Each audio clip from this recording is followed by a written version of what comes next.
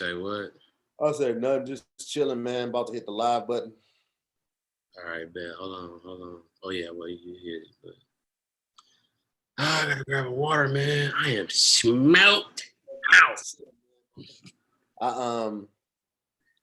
Did they hit you with the call sheet yet? I got something. I just got an email for something. Let me see that. I got a bunch of forms. I was like, God damn! I thought it was like, yeah, they hit me with that too. I'm gonna fill them bitches out tonight. Should I scan them and send them back? They talking about COVID got them not wanting to touch paper. Yeah, you can. Shit, honestly, dog, you could probably fill it out on your computer. If not, right, you can do it like a DocuSign type of deal, right? I don't know. I'm probably just do mine on my computer, just because I got my on Adobe. I already got my signature filled out, so I'll just post that joint on there. But we shall see. They sent me all of that. What up, Jackie? CP, good evening. How are you? I'm great. How are you? I'm blessed and highly favored. I feel that. That lip gloss is popping. Thank you. Yeah, that shit look juicy than a motherfucker, huh? Yeah, little lips, huh? You just lay on you, watch a movie. Jackie didn't take them braids down now. She back to her natural splendor. Yeah. We're not here by ourselves. We're not here alone, CP. You know that, right? The woman getting that scalp scratch real good. She like, she walked under this relief, like, hey y'all. Not a dandruff flake in sight. Okay, the whole block is like, who's that screaming? That's from the braid removal. My nigga Nick Cartine, what up though? That little picture was looking like one of them inserts from the Brian McKnight album. Like, yeah, they got back there one. Page 2 got Nick over there with the dog. He looks sweet, man. My boy, hey, congratulations too, man. I appreciate you, bro. Thank you, man. Yeah, I feel like I was there on niggas' stories and shit. I'm like, oh man, this shit is beautiful. Right? I made me a plate. Nigga, I was walking around the reception with my phone, like, yeah, this is a crazy ass wedding right here, boy. Everybody here. We was out there getting breaking all the rules, getting married. You know what I'm saying? Try to keep it on the low. I feel that. Congratulations, Nick. Thank you, Jackie. Thank you. Oh man, waiting on Kesha to get in here. You know she gonna be late. Y'all doing gangster shit. Listen, like 1 out of 2 Detroit people are always gonna be late to something. Yeah. CP was on time, so just out of odds. See, the thing about Detroit people is you don't even know who, like, Kesha might be like Ghost for real. You don't know what the fuck she do. She in the warehouse right now counting up bows and pills. Like, I got to be on fucking Zoom. Here's the thing. You don't know who is who. Here's the thing. Man. Here's the thing. You're not too far off with the Ghost thing with Kesha. You know what I'm saying? Like, because if you look at Ghost's character, how he is on the surface, that's Kesha E. But at nighttime, jogging and shit, cutting the ribbon at some club, drinking the green juice. We know what the fuck going on. I was shooting with Kesha yesterday, and she told me, like, I think she said she was back home in Detroit about 2 or 3 years ago for her birthday, and she was like, somebody shot her car up, and I was like, damn, what you doing? She was like, shit, we went to go get something to eat after that. I was like, hey, you know what's crazy? That's great thing. We like to act like we not shook. Well, she ain't say she wasn't shaking and crying all the way to Coney. She just said they went and got something to eat. Like, goddamn, but trust me, you be shook. Like, goddamn, these motherfuckers, boy, Joy Road getting crazy. You know what I'm saying? Like, nigga, you be shook, but you be good though. And that's the right, to be honest. A little AR-15 ain't gonna stop the belly. You know what I'm saying? That ain't nothing to a Kesha E. We don't even know Kesha E. We don't even know Kesha E last name. It's just Kesha E. All this time. You know what I'm saying? No one's questioning it. Her last name, her real last name is everything you need to know. There you go. Well, I'm sure she'll be here whenever she get here, man. We just gonna keep it going. Jackie, what you doing with them backgrounds? What you gonna do? My head is cut off in this one. Yeah, you gotta put it. You gonna have to put a head wrap on. The lights up. You might have to back them lights up. the light might be too intense, or you just, you know, I ain't trying to tell you what to do. There you go. No, please direct me. Yeah, push that light back just a little bit. You know what I'm saying? And give you, you know, so it's a reflection that you're getting that's making it look green on you. So Jackie has another show in the background now. Relatable with Jackie Fabulous. Relatable. Yeah, you see that? Relatable with Jackie Fabulous. I'm not all in the frame. It don't matter. Like, It doesn't matter. I see hints of green in your hair, and that's what it's recognizing. Now we can see you fully. Yeah, now we see you fully for sure. All right, well, let's leave it green. Like, you about to plead guilty though. Like, yeah, well, I know you didn't see what he was doing, but I suppose if somebody she about to make a fake, she about to make a fake ransom video. Like she about to ransom herself as a kidnapped person. They said they need you to go to the store for them. Let's go ahead and get it cracking, man. Welcome to another episode of Zooming with the homies. Roy's most unfiltered show on the internet, man, but one of the most entertaining things out here. Super excited about tonight. Got my friends on. We're gonna have a great time. It's the last show of the week. I'm gonna be honest with y'all, man. This is a long ass week, bro. You can literally ask everybody I hit up on the show tonight. I was like, could you please come on? Because I ain't got no energy and I need good energy for the show. Wait. Listen, if Jackie and CP would have said no, I was gonna cancel tonight. Because I thought about Nick. I was like, Nick got good energy too. Let me hit Nick up too. Because I'm just tired. It's been one of the weeks, bro. Yeah. But all in the same sentence. TAHIR'S like, hey, you want to do Zoom with the homies? And if you don't, I don't care. It's whatever. I just want to. That's exactly what you said. I will do everything with niggas though. He called the right niggas for sure. You know what I'm saying? Because when I first met Nick, this nigga trained me in jeans just because he one of them niggas who you couldn't say no to, because this nigga was already swole. What you want to do, about 57 push-ups? That's how many you got in you right now. I'm like, sir, I have on an outfit. I just rode with this nigga to the gym. Nah, bro, I had shit falling on my pockets. You remember that? It was like money and phone falling on my pocket. One of the dope things about you, CP, man, I gotta say, I keep telling people this. I was like, you know, when I first met CP, once again, I guess it's on the last show, I think you were coming out here for an animation. You created an animation or whatever. Yeah. Yo, I didn't even know you did. I didn't know you did half the things that I see you doing now, which is so dope. Like how creative you are from the comedy to the just the snap show, the Reg, I believe it's Reggie. Yeah. Like I didn't even know you did all of that. I'm like, nah, he draws cartoons. And they're like, nah, he does this. And I'm like, man, yo, that's dope, bro, man. Congratulations on everything. I think, you know, what's crazy is that in this business, man, I just want to be known as a comedian. Like, that's all I wanted. And so it was like getting a scholarship to a college, you know what I'm saying, for sports, just so you could study the law. You know what I'm saying? Like, it was like I did a lot of shit, bro, with ideas and selling shows, all to try to get in front of the line that I saw heading to wait for stage time. That was so scary to me to come out here and see these niggas who I saw in other cities was dope as fuck. Couldn't get no stage time because it's who are you? You know what I'm saying? And so it was like, man, when I saw that, I'm like, all right, cool. When I hit the scene, I can hit the scene as nobody. I have to do something. I'm bringing something to the table, and I bit off what I fucking had to chew. This shit is, my career is nuts right now. I'm doing a lot of different things. You know what I'm saying? You're doing your shit. Let's get the introduction going, even though we don't actually need to. Everybody know who it is, man. I definitely. We got my dog, man. This was let me say this about this guy, man. One of the most stand-up guys I know, personal trainer, comedian, content creator, and great host, bro. There's not a lot of people whose hosting skills I respect, just on the level of like them recognizing that the show is bigger than them.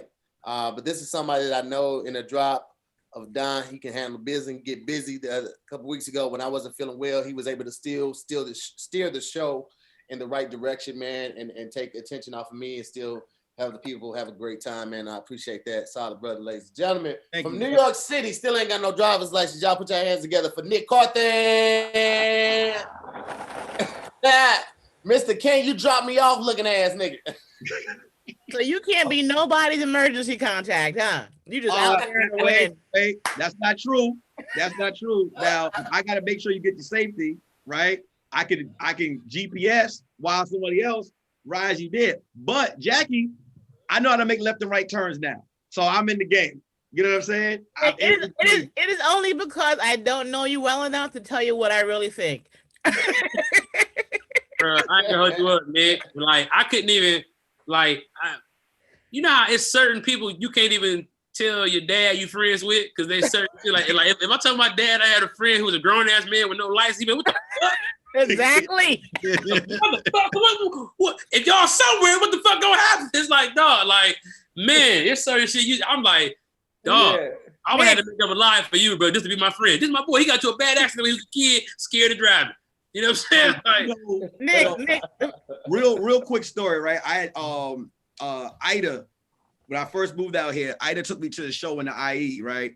Ida Rodriguez, right? Ida Rodriguez. Yeah. Quick stories all at once. It happened back to back. So we went all the way to the IE. We go out there, and she starts drinking, right? She drinking a little bit. So she says, Nick, man, I'm like, you know, I don't feel like I can drive. I'm like, you know, I'm gonna let you take over. I was like, man, I had the same amount of drinks. Like, I'm like, whoo, you know what I'm saying? So look, the next day we go training, we go to work out, right? She caught a flat or whatever. So, yo, she get out the car, her daughter got out the car, they fixing the flat. I'm in the passenger seat, right? So this dude roll up. And he like, hey, you gonna let them ladies fix the car? I'm like, hey man, I'm about to get out there. I'm just trying to see what year, of the thing is. So I get out there and I put the joint in the tire, right? Don't know what I'm doing, right? But I'm just like this. I'm like, man, this is crazy. What year is this tire? Yo, at that point, she's like this. She's like, hey, she told her daughter to go across the street. She's like, Nick, you don't know how to drive? I was like, no. Nobody has ever asked what your car was when changing the fucking flat tire. You know what? Let me finish the introduction so we can destroy this nigga. Okay. Let me finish it. Listen, I'm not gonna even do real introductions tonight. Ladies and gentlemen, on tonight's show, we got CP, Jackie, Nick, and Kesha E whenever she gets here. At this time, I'm gonna ask everybody to change your name to your Cash App. Bless my people with a little bit, man. It's last night of the week. If you send them on with a little something, they'll definitely appreciate it, and I'll appreciate it too. Now let's get on Nick's ass right now. You understand how dangerous it is for Ida to be hanging with you, thinking and assuming that she had a co-pilot with her, and in fact, nigga, you are just a coach passenger. Nick, like, she's like, oh, she probably had her third drink. Like, cool, I'm gonna get his third drink. I'm gonna let Nick do his thing. He probably take over. You know what I'm saying? Ida got a nice car too. I was watching her drink. I purposely kept going. I kept drinking water. I kept getting a little, like, I know how to finesse. You know what I'm saying? I say, hey, give me the same cuts you put the drinks in, right? Got the little water. And I was over here. I was like this, like, oh, it's throwing them back. It's throwing the water back, right? So when she asked me, I was like, man, if you waxed it, you don't know. This Patron got me. You don't want me to drive. You know what I'm saying? I wouldn't mind. I want to commend your wife, Nick, because the fact that she don't have a hot 20 just on this. Because if you would ask me what I thought without knowing you and without having respect, and you were like, yo, this is dude so-and-so, he ain't got no license. Fuck you mean he don't got no license? That comes out automatic without even thinking. There's no inhaling necessary. Inadvertently. I'm going to ask the backstory before you judge? You know what I'm saying? You had an accident and you're traumatized. And you listen, ain't no backstory, Jackie. This is what it is. Nick gonna be 45 years old. Hold on. Trying to get a passport with the ID, not even the license. You want me to get the learning permit paper? I got the permit. Test coming up. You know what I'm saying? Hey, and I'm Nick walking back in racing games in the arcade and start sweating. Like, shit. Now here's the thing. I got 50 cents. That's 50 cents for the game? Shit, when I get the license, I don't really want to let people know I have it because I owe so many people rides. Right? And there's a lot of rides. Nobody wants you to ride. A lot of rides. Listen, ain't nobody cashing in on a ride with your new driving ass, nigga. We don't trust you. Oh, I'm safe. You are 14 years old in driving years. You're 14, fam. Yeah, you ain't no damn man yet. Don't matter. It don't matter if I'm your fucking Cadillac puberty, nigga. You don't know what it's like. I would rather sit on a COVID-filled bus than get in the car with you any day, nigga. You serious? I will let myself be high, drunk, on prescription pills, acid, ayahuasca, whatever they got out there, and I'll be like, you know what? I got this. I'm still gonna. I'm gonna get home okay. Y'all blocking your blessings. You know what I'm saying? No, we not, nigga. He gonna be taking his exam like, what? Shit, like, ooh, should I really be doing this or what? I mean, dog. Oh man. Hey, I didn't know you had no license, but I heard somebody say it. But I thought, your shit got snatched because you was driving fast. You look like a driving fast type of nigga. No. When people mention it, I just change the subject. Like, but see, here, like people like, yo, Nick, you drive. I'm like, yeah, yo, hey. So that game, like, I was used to, but then see, Tahir has brought so much light to it on this show. You know what I'm saying? There's no way out of it. So, but nah, I have a test coming up. I got a test coming up. So when? In this year? Nigga, no, somebody say coming up, nigga. That means November. It's coming up, man. So pray for me. The only reason why I really can't clown him is because the guy I just finished, bruh, he didn't have no license either. Oh, so you was gonna But I'm saying, I'm giving you respect. Do that to we got perfect criminal defense, and then here you come. They drop some evidence on your ass, fuck the whole case up. No, AUSA. You know what? No, she said the guy she just and the reason why I give Nick respect is that if there's certain skills they have, you letting certain shit slide. So clearly, Nick is doing something right. That's all I'm saying. I'm done. I'm finished. I love Jesus. Amazing grace. You just let me out here on the island by myself. You took you a little boat back to no license land and got you some, and I'm over here looking stupid like no license, no peace. No, and you over here, you didn't cross the line. Moving on. Next time. You know you can't trust no woman, you fool. Oh man, you over there, man, lip gloss popping. That's the kind of lip gloss. That's why it's popping, CP. Yeah. That's kind of lip gloss that mosquito get stuck in. Mosquito, what the fuck? I got to land on this goddamn lip. This is why I like Jackie. This is the second episode with Zoom with the homies I've been on with Jackie, where she has just done some wild shit. This is why I ain't loyal to no niggas. Sorry. I had a drink or two. Jackie was like this. It's time to get this zooming going on. I ain't gonna lie, Jackie. Here we go. Like on that popcorn. All right, let's go. You ready? Look fire. Smacking makes shit look delicious. Don't the oxygen wake up the taste again. When you close your mouth, you're suffocating. You gotta smack when shit be fire because you waking the taste back up. Oxygen wake the taste back up like fire. Oxygen get the fire, blow it up. Oxygen get on the food. Okay. Who was the donut?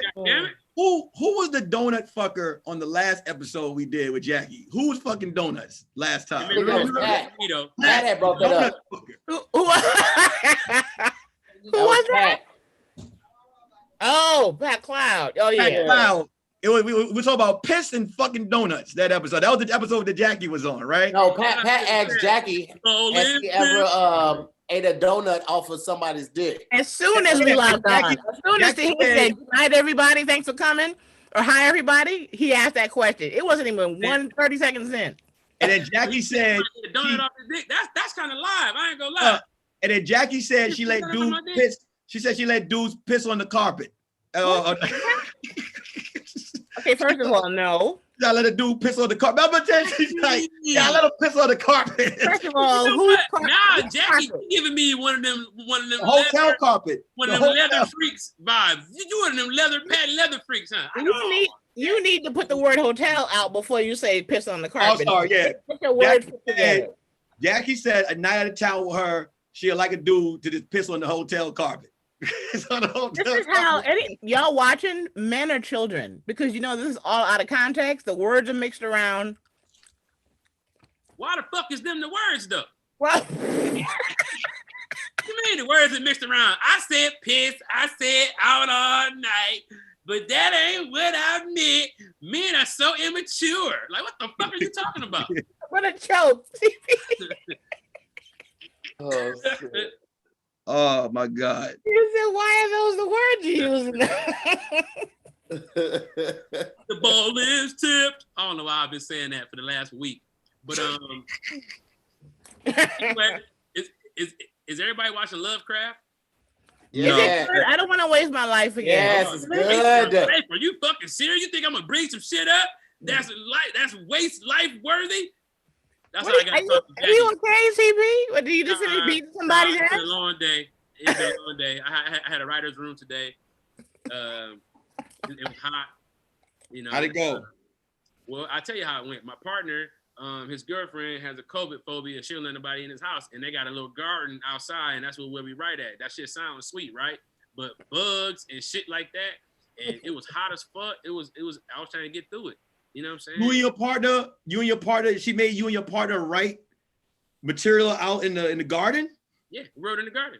That's what white people do. Nick, they do shit like that.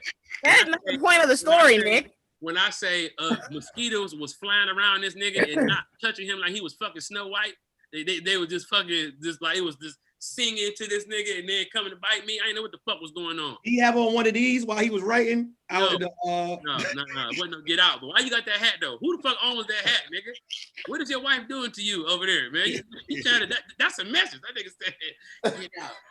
Nigga, that's the first MAGA hat. That's before MAGA hats, it was those.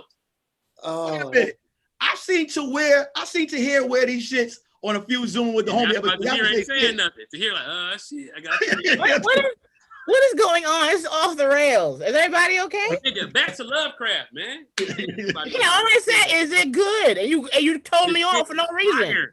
This shit is for your soul. It's fantastic, Jackie. It is okay.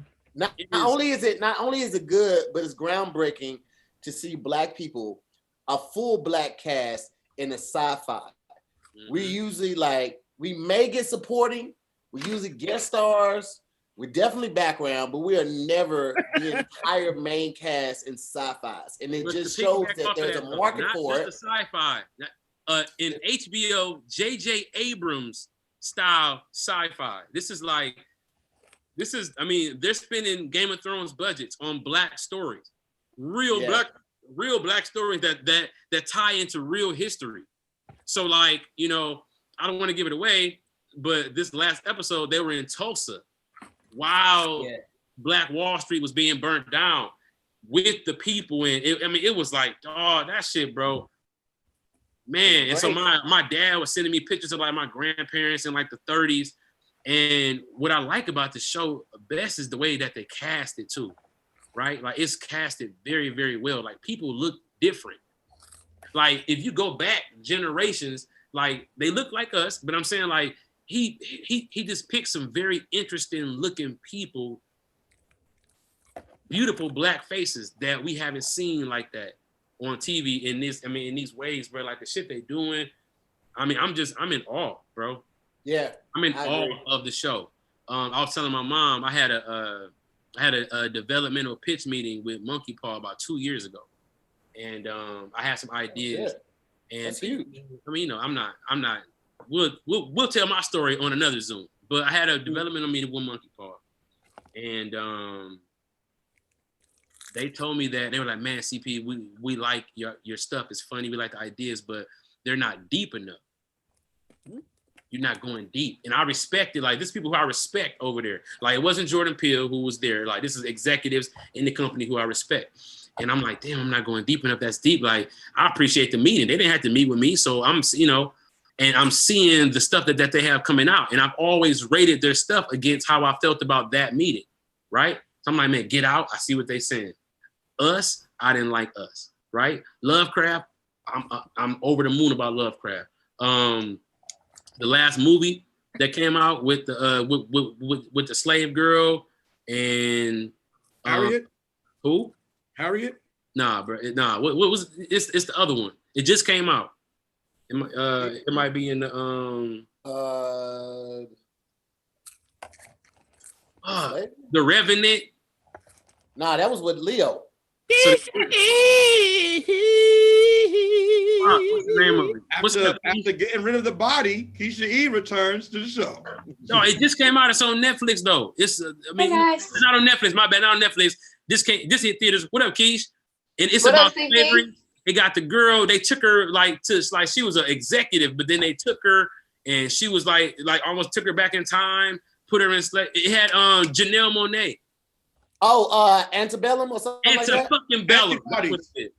I didn't like it. I haven't seen that one yet. I feel like, so I'm always judging it, but Lovecraft was dope as hell to me. Like I really. Yeah.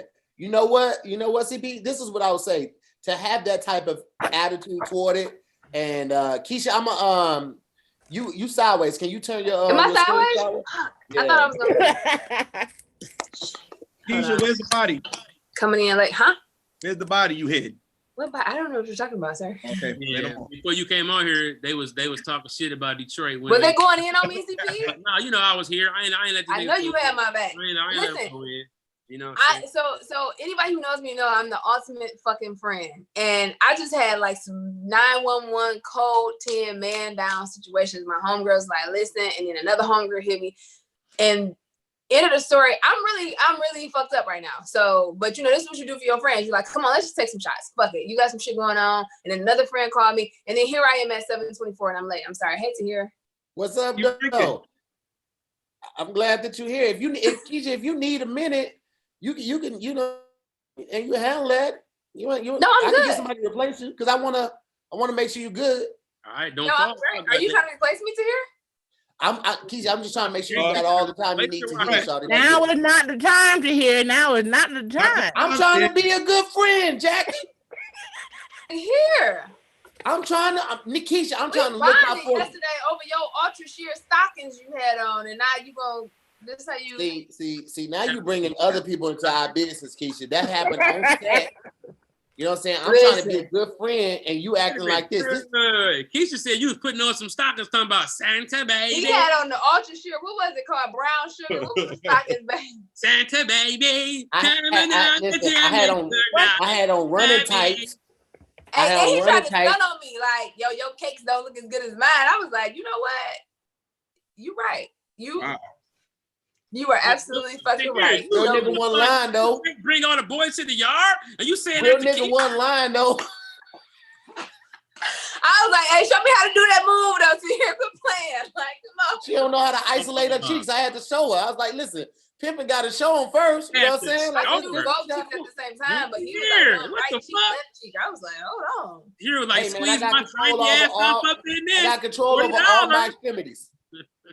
$40. I'm sorry I'm late, guys. That was very unprofessional. Hey, Jackie girl. It's all good. I seen your pictures, girl. Who are you? You several personalities and they all wear glitter. Yeah, who are they? Everybody started picture. Okay. Everybody find her on Instagram. She is straight Grammy Award winner pictures. I'm like, what this bitch do for a living? Where she live? You know what's crazy? My daddy just got on fucking Instagram, and right when I was about to post that picture in the tub, I was like, ooh, my daddy followed me. And I was like, who? I'm just have to block this nigga because I gotta get this picture off. Like, I'm just have to block him real quick. He don't know. Like, YOLO. You only gonna be young once. You know what I'm saying? Yeah, you know. Who'd you say just started to follow you? My daddy. They commented on the photo like, I feel like a proud father. And I'm like, nigga, you don't know what I was just about to post. Like, I'm about to say the ones you posted are very classy. You mean you had some butt cheeks out pictures? You were like, No, it wasn't no butt cheeks out, but I did post a little one out. For me, it was a little like, Yeah, I know what you mean. You talking about the boat pictures? Huh? You talking about the boat pictures? Hey man, shut your new married ass up. What you want? Dang, Nick coming at me like she just be posting shit all the time. You know why? The birthday one. Because girls want to post sexy pictures, but we know how to make it. It's a real difference between a little bit of side meat and then all too close to the areola. Yeah. A little bit of, but no butt crack. It takes a lot of work to give you a little, but not give you too much. I don't even try because like I don't know moderation. So it's either gonna be all dick or nothing. Damn. What is going on tonight? Came up and here was laying it all on the line. That's why I just stick to funny videos, man. I stick to funny videos. To like trying to be sexy on Instagram, I'm gonna get banned. I don't know how to like do it in moderation. It's just gonna be like all shaft. So here you was sexy as hell yesterday. What you talking about? There you go. Tahir showed up to set like a bad bitch. Like I was like, hold on. Why are you doing this? As soon as Tahir started working so much, he got sexier. Listen, Kesha pulled up. Listen, Kesha pulled up yesterday to set. She pulled up in a dump truck. Now I ain't gonna lie and say the dump truck wasn't clean, but it was a fucking dump truck. It was literally like the top comes up like this type dump truck, dump sand over a body they just dug a hole for. Now I ain't asked no question because she's from Detroit, which is also why I'm not pressing her about being late, right? Listen, Kesha, she got out the motherfucking dump truck. She had on overalls that clearly had blood on them. Again, everybody looked, but nobody said anything. This how I knew everybody on set was afraid of what the fuck Kesha could do. The COVID officer who was on set that spoke to everybody, had everybody fill out paperwork, took everybody's temperature. She saw Kesha get out of said dump truck with blood on her overalls, and she looked at Kesha. She was just like, "You straight?" And didn't have her come over to the table and none of that shit. That's how I was like, "Oh, this motherfucker different right here." What is y'all listen? Don't y'all believe that for 2 seconds? I believe it. Really, Nick? Really? Yo, let me tell y'all. But Tahir was suited and booted for the shoot, right? Tahir got on his whole shit, hoop shorts. I used to love that song. He had 2 pair of gym shoes, same pair. I was like, damn, this is what we doing, like everything. We got to the second episode. Tahir got sexy as fuck. This nigga just came out of the hoop shorts, like nigga, you just out here with your leggings on, your liquid. She's not lying about this part right there. I did just take the shorts off, and I just gave him the running tights. See, I gave him to hear that nigga that make the party get weird. Like, all right, y'all. It was like sexual harassment. It was like Me Too movement at that point. Like my nigga, it was weird because you don't wear no drawers with your running tights. You just wear the running tights. Let me tell you, Tahir's the most dangerous. Tahir has an extremely positive body image. Those are the most dangerous people to be around. What the hell is tramp stamp out? Image. What? What is a positive body image? What is that? Nudity at any time, anywhere, on TV or in private, in a public park, on anyone's camera phone, on any network, the news. Someone like that, you don't dare him, you don't test him. If don't listen, that's one thing you don't do. That's a bigger sign of insanity than anything else in the world. Tahir looks like he wears lettuce on his privates when he poses for pictures. No, be careful. You about to have him running through Echo Park. Balls out. Stop it. Hey, Tahir had his tramp stamp out yesterday. He wanted to compare. Okay. I'm like, I don't want to compete with you. You got it. You won. Don't dare me. What does he have to? He don't have to have. He has been with every woman in America and parts of other countries, and then he found the love of his life. He don't got no reason to be insecure. Let it all hang out. I thought we was talking about Lovecraft. We are. Here's Lovecraft.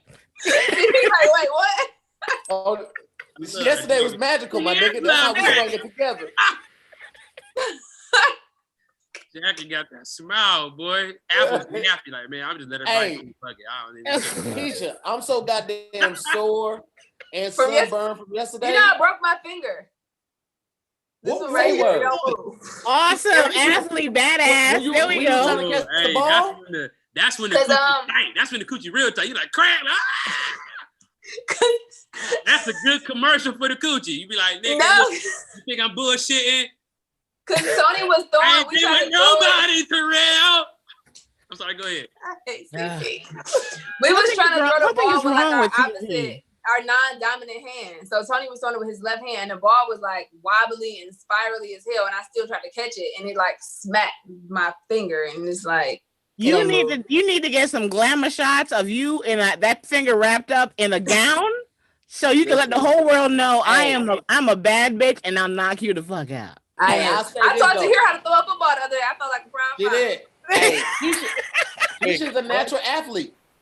She is really an athlete. Really? You can see in her body. Court, and she was throwing like a real, like official size football. Now, the football way bigger than her hands. Like no lie, no. You gotta know where to put your fingers. I know how to throw a football too. In Keisha's hands. This is how it looked in Keisha's hands. This is how the football looked in her hand. And she was throwing spirals up and down the field. I was genuinely impressed, but I was like, well, considering how big some of the guns are, like a 45 and a Ruger and the Desert Eagle, I was like, it makes sense that she can handle all of that. That makes sense. Here you go, CP. Here, I don't know what happened. You know what I'm saying? Like, look, man, Detroit women, bro. When you got your women from Detroit, you got like, it's like nigga. You got a bad bitch and a real nigga. Partner, like she's all in one. She look cold, she bad, she a scrap. You know what I'm saying? She a roast a nigga. A girl from the D. We'll sit back and be like, look, motherfucker here, like, and she gonna go crazy. Like, it's a different style, man. I think being from Detroit, that's the closest thing we got to Africa in America. You know what I'm saying? A black ass city. We got. I wouldn't say that. I wouldn't say that. That was elite. That was elite, CP. Detroit is African city. Detroit is African. I'm telling you right now. Not. No, you know what's so funny? Listen, true story. I went to Johannesburg, right, and we were in our hotel. We stayed at this hotel. I don't know why when me and CP are on the same episode, we don't get a word. No one else gets a word. I gave up. You know what's funny? And your viewers, last time I was on, they were like, Jackie talk a lot. If she could talk less. And I'm like, bitches, CP talk more than me times 47. Yeah, Jackie. It's the gaps we got. It's the gaps. Is it prejudice? Is it prejudice, CP? We look like two piggy banks, but we smile. We like two piggy banks when we smile, like, you know what I'm saying? If me and CP had a podcast, it would be called Crosstalk. That's all it would be called. Y'all words be falling out them gaps. They be like, true story. I went to I was in South Africa in Johannesburg, and our hotel, we stayed at this little boutique hotel, and it was these dudes that was like our servers in the restaurant. And I had found this day party on Instagram, and I was like, "We day party lit." It was a day party in Africa in Zone 4. I was like, "We in there, right?" And we asked the dudes, they're like, "Yo, how we get to Zone 4?" He was like, "Oh no, like you don't want to go to Zone 4." We like, "Yeah, we want to go." He's like, you are from the States?" We like, "Yeah." He's like, it's like the Detroit of Africa. We was like, "Nigga, we want to go. Like, send me there right now. I want to go." We was like, "We from Detroit." He was like, "Oh my God, I'm so sorry." You're like, so sorry. We was like, no, we in there. Oh, shit. He was like, "I'm so sorry." I was like, "No, we there. Like, call us the Uber right now. We there." Yo, did y'all end up going though? We went. It was lit. It was probably dangerous, but it was a good time. Yeah. You say it was what? It was kind of dangerous. I mean, it was a little, but we had a good time. People don't know. People every now and then when I come across white people. And they're like, "Where are you from?" I'm like, "The Bronx." A lot of them are like, "Oh, how is that?" I'm like, "Bitch, what you mean? How is that? It's like living anywhere." Automatic. They listen to the media and what they've heard. I'm like, I went to private school. Look at you, bitch. You don't know me. What is wrong with you? Can I tell you something without you getting offended? When I think from you, impossible. There's no way. Well, I just want to ask. Fuck it. Still, I'm gonna say it. Like, I feel like when I think of the Bronx, I feel like Sesame Street when they used to go outside. That's just all I always think about. That's how. Where are you from? Where are you from?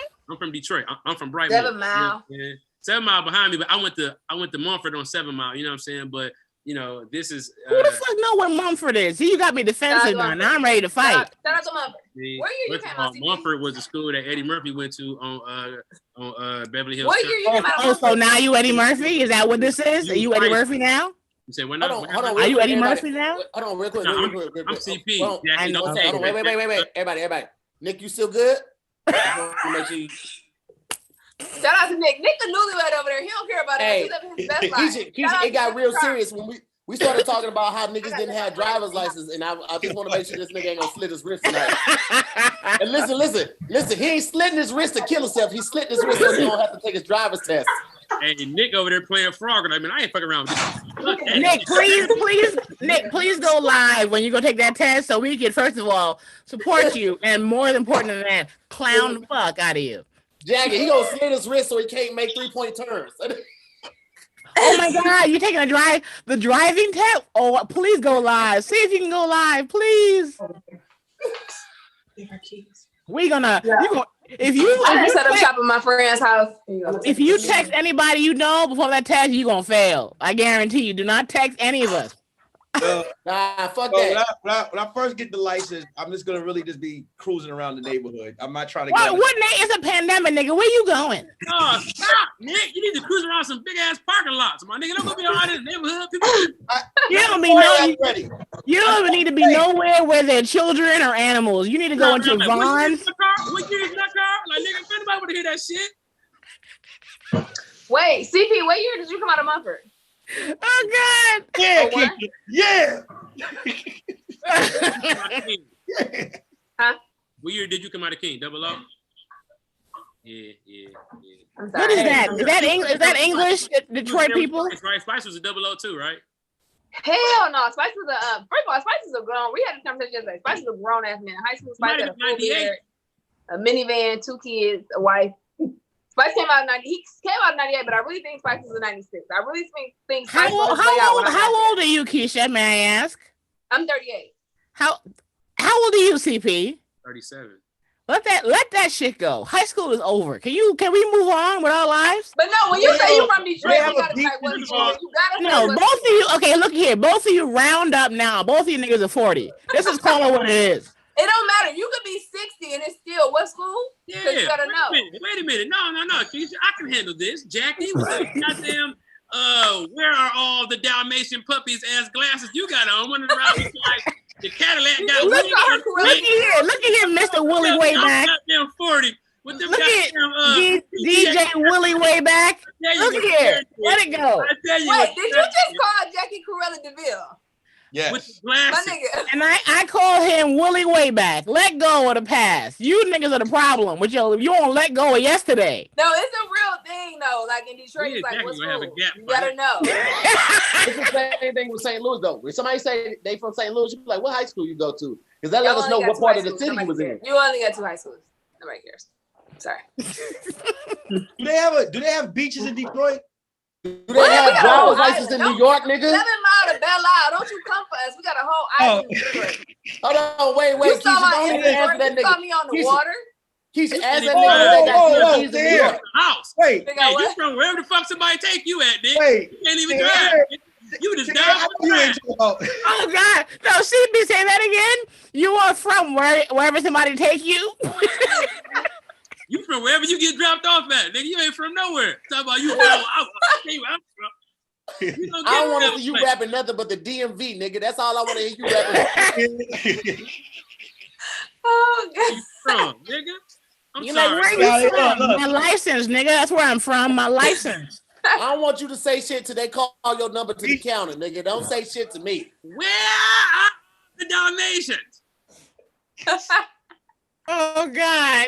Oh yeah. I want to make a quote of the Dalmatians. Episode 3 on Lovecraft, right? So what happened, Chris? CP? As long as you're getting it before your daughter, we good. But you coming close. Here's the thing. On episode 3, on Lovecraft, that was when they were driving, nigga. You wouldn't know nothing about that. Nick, I wouldn't be able to in the New York streets and we hanging out with you. We would tear you down every 5 seconds. Wait. That's a whole lie. Because there's a whole bunch of niggas out there without no license in New York City. You know that. And I have jokes for every nigga you can let me know about. Wait a minute. Jackie just freaked off a nigga without a license. How dare y'all sit here? Okay, first of all, that's my private life. You sit here. That's my private life. First of all. Jackie, it ain't private once you say it on here. Jackie, you literally just said you just finished. You said it live on TV. Wait, first of all, what did I miss? What happened? You missed a lot, Kesha.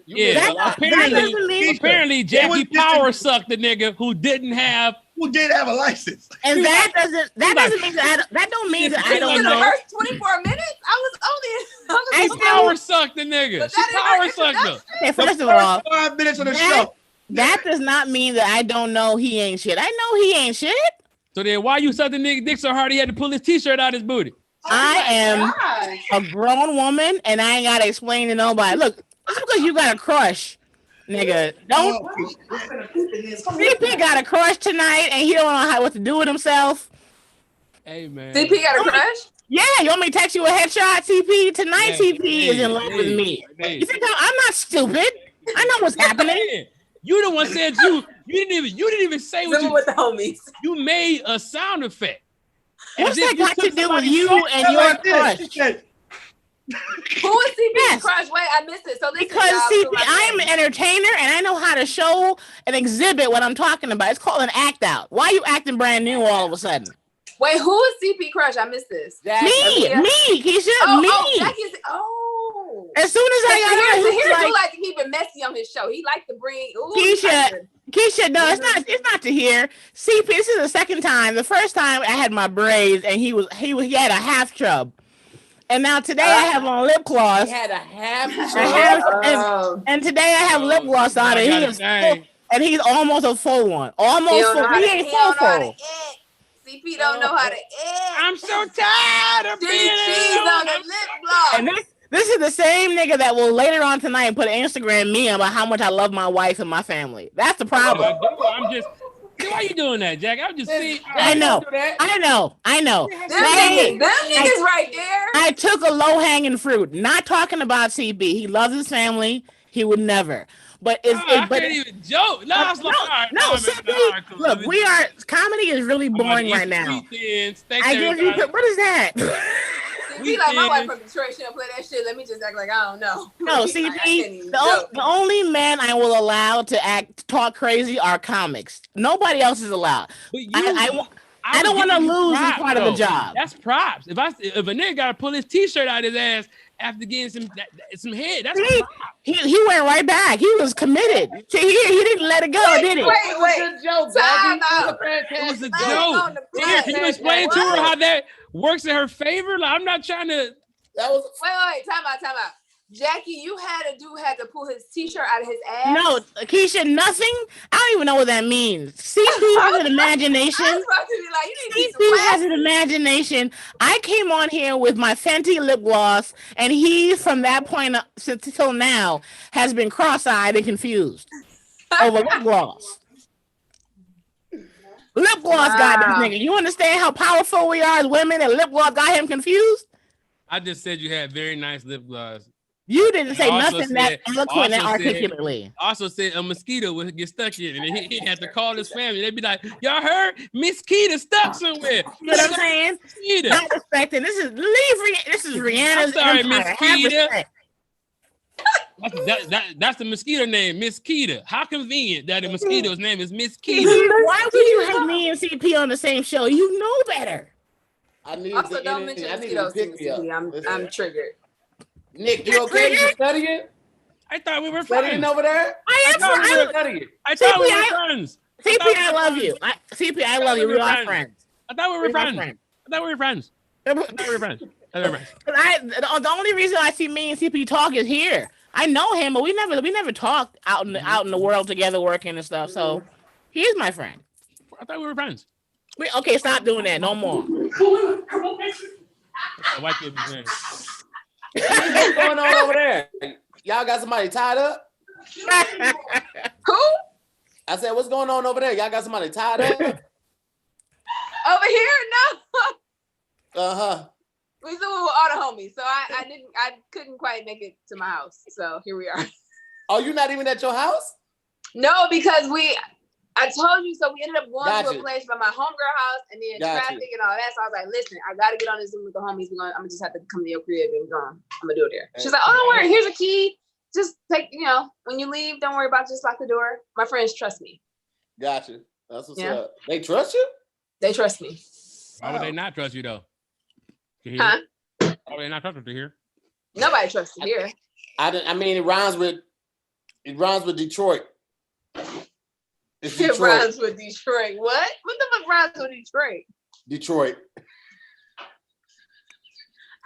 Tahir is so mad he didn't make it out of St. Louis, y'all. I mean, I can't. What? I'm out of St. Louis. What are you talking about? That's why he keep coming for Detroit. He's so mad he didn't make it to 7 Mile. I'm sorry, Tahir. We love you all the same, though. Kesha, tell them about when your car got shot up on your birthday. Yo, this show don't got no segue or transition skills. Go ahead. What's going on? My car. Listen, y'all. I've been doing good in Detroit. I had made it out. Like I was good.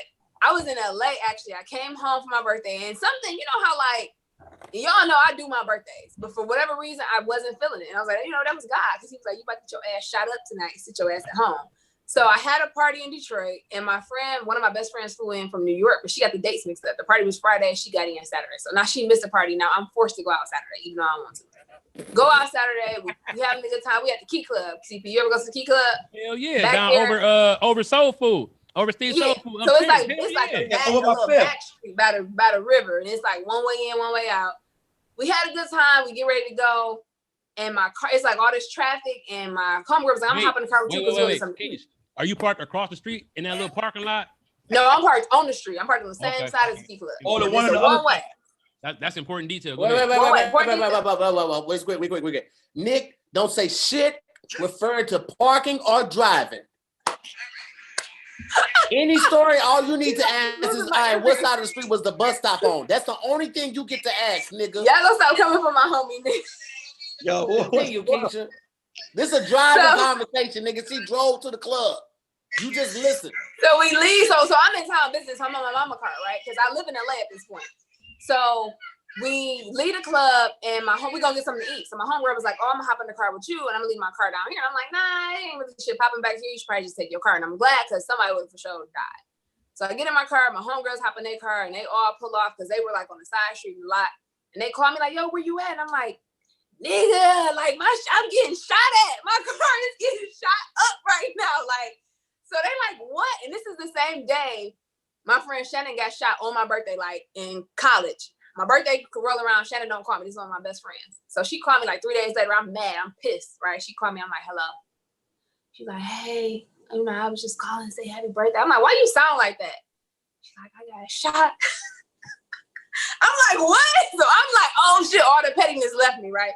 So this is the same day she got shot on like 3 years earlier. So I'm like, oh, took the bullet out? Huh? Took the bullet out for her, or?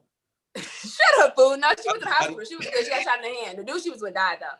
So, but she wasn't in Detroit. She was actually in Ohio. And her parents made her move back to Detroit. But we was like, yo, the shooters was from Detroit. You should have just left her in Ohio, but whatever. So my car getting shot up, right? And I'm like, I'm hearing it and I'm feeling it. Like the car is rocking. And I'm like, oh shit, what do I do? I get out? What do I do, right? So they finally stopped shooting. They were trying to shoot at the dude behind me. So they finally stopped shooting, and I'm stuck because it's traffic. Like CP know it's like this one-way street and it's real tight. And we leave there, and I pull up on Jefferson, and I'm like, yo, we about to go get some corned beef at Motor City, right? And my friend's like, bitch, from where? Motor City? Motor City. Yeah, that's just fire-ass corned beef. Fire-ass corned beef. My friend like, yo, she just got shot up. I'm like, yeah, but I'm good. Let's go get the corned beef. So we go get the corned beef. We eat. We have a good time.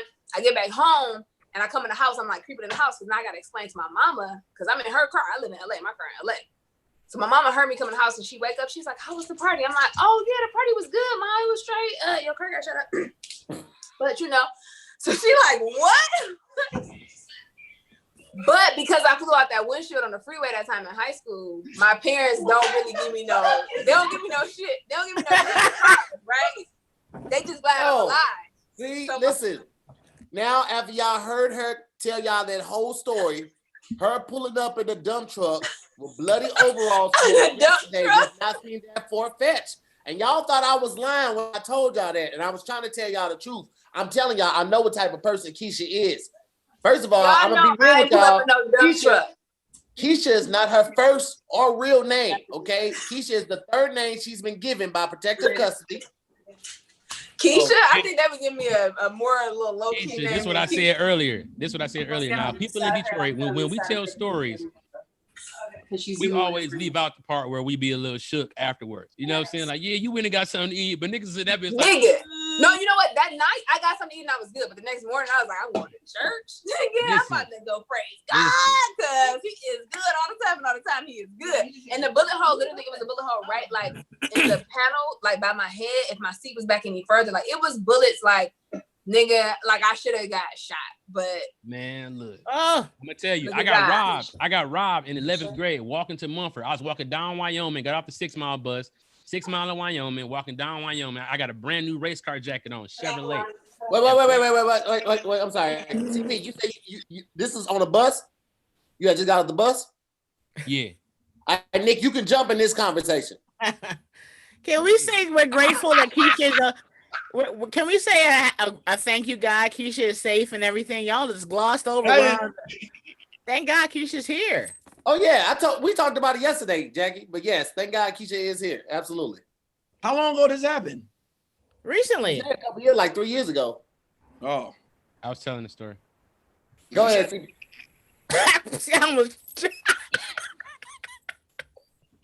All right, look. So I get off the bus. I'm walking with my homeboy.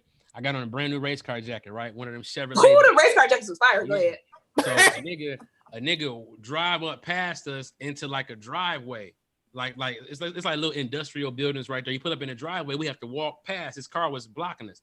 He hop out the passenger seat, come around the front, let my mans go, and he stopped me, put his hand on my shoulder. That nigga said he put the gun in my stomach and said, "Nigga, don't make me." Oh wow, that is like Dak Prescott. Oh. Nigga put the gun in my stomach and said, "Don't make me kill you for no whole ass jacket." Wow.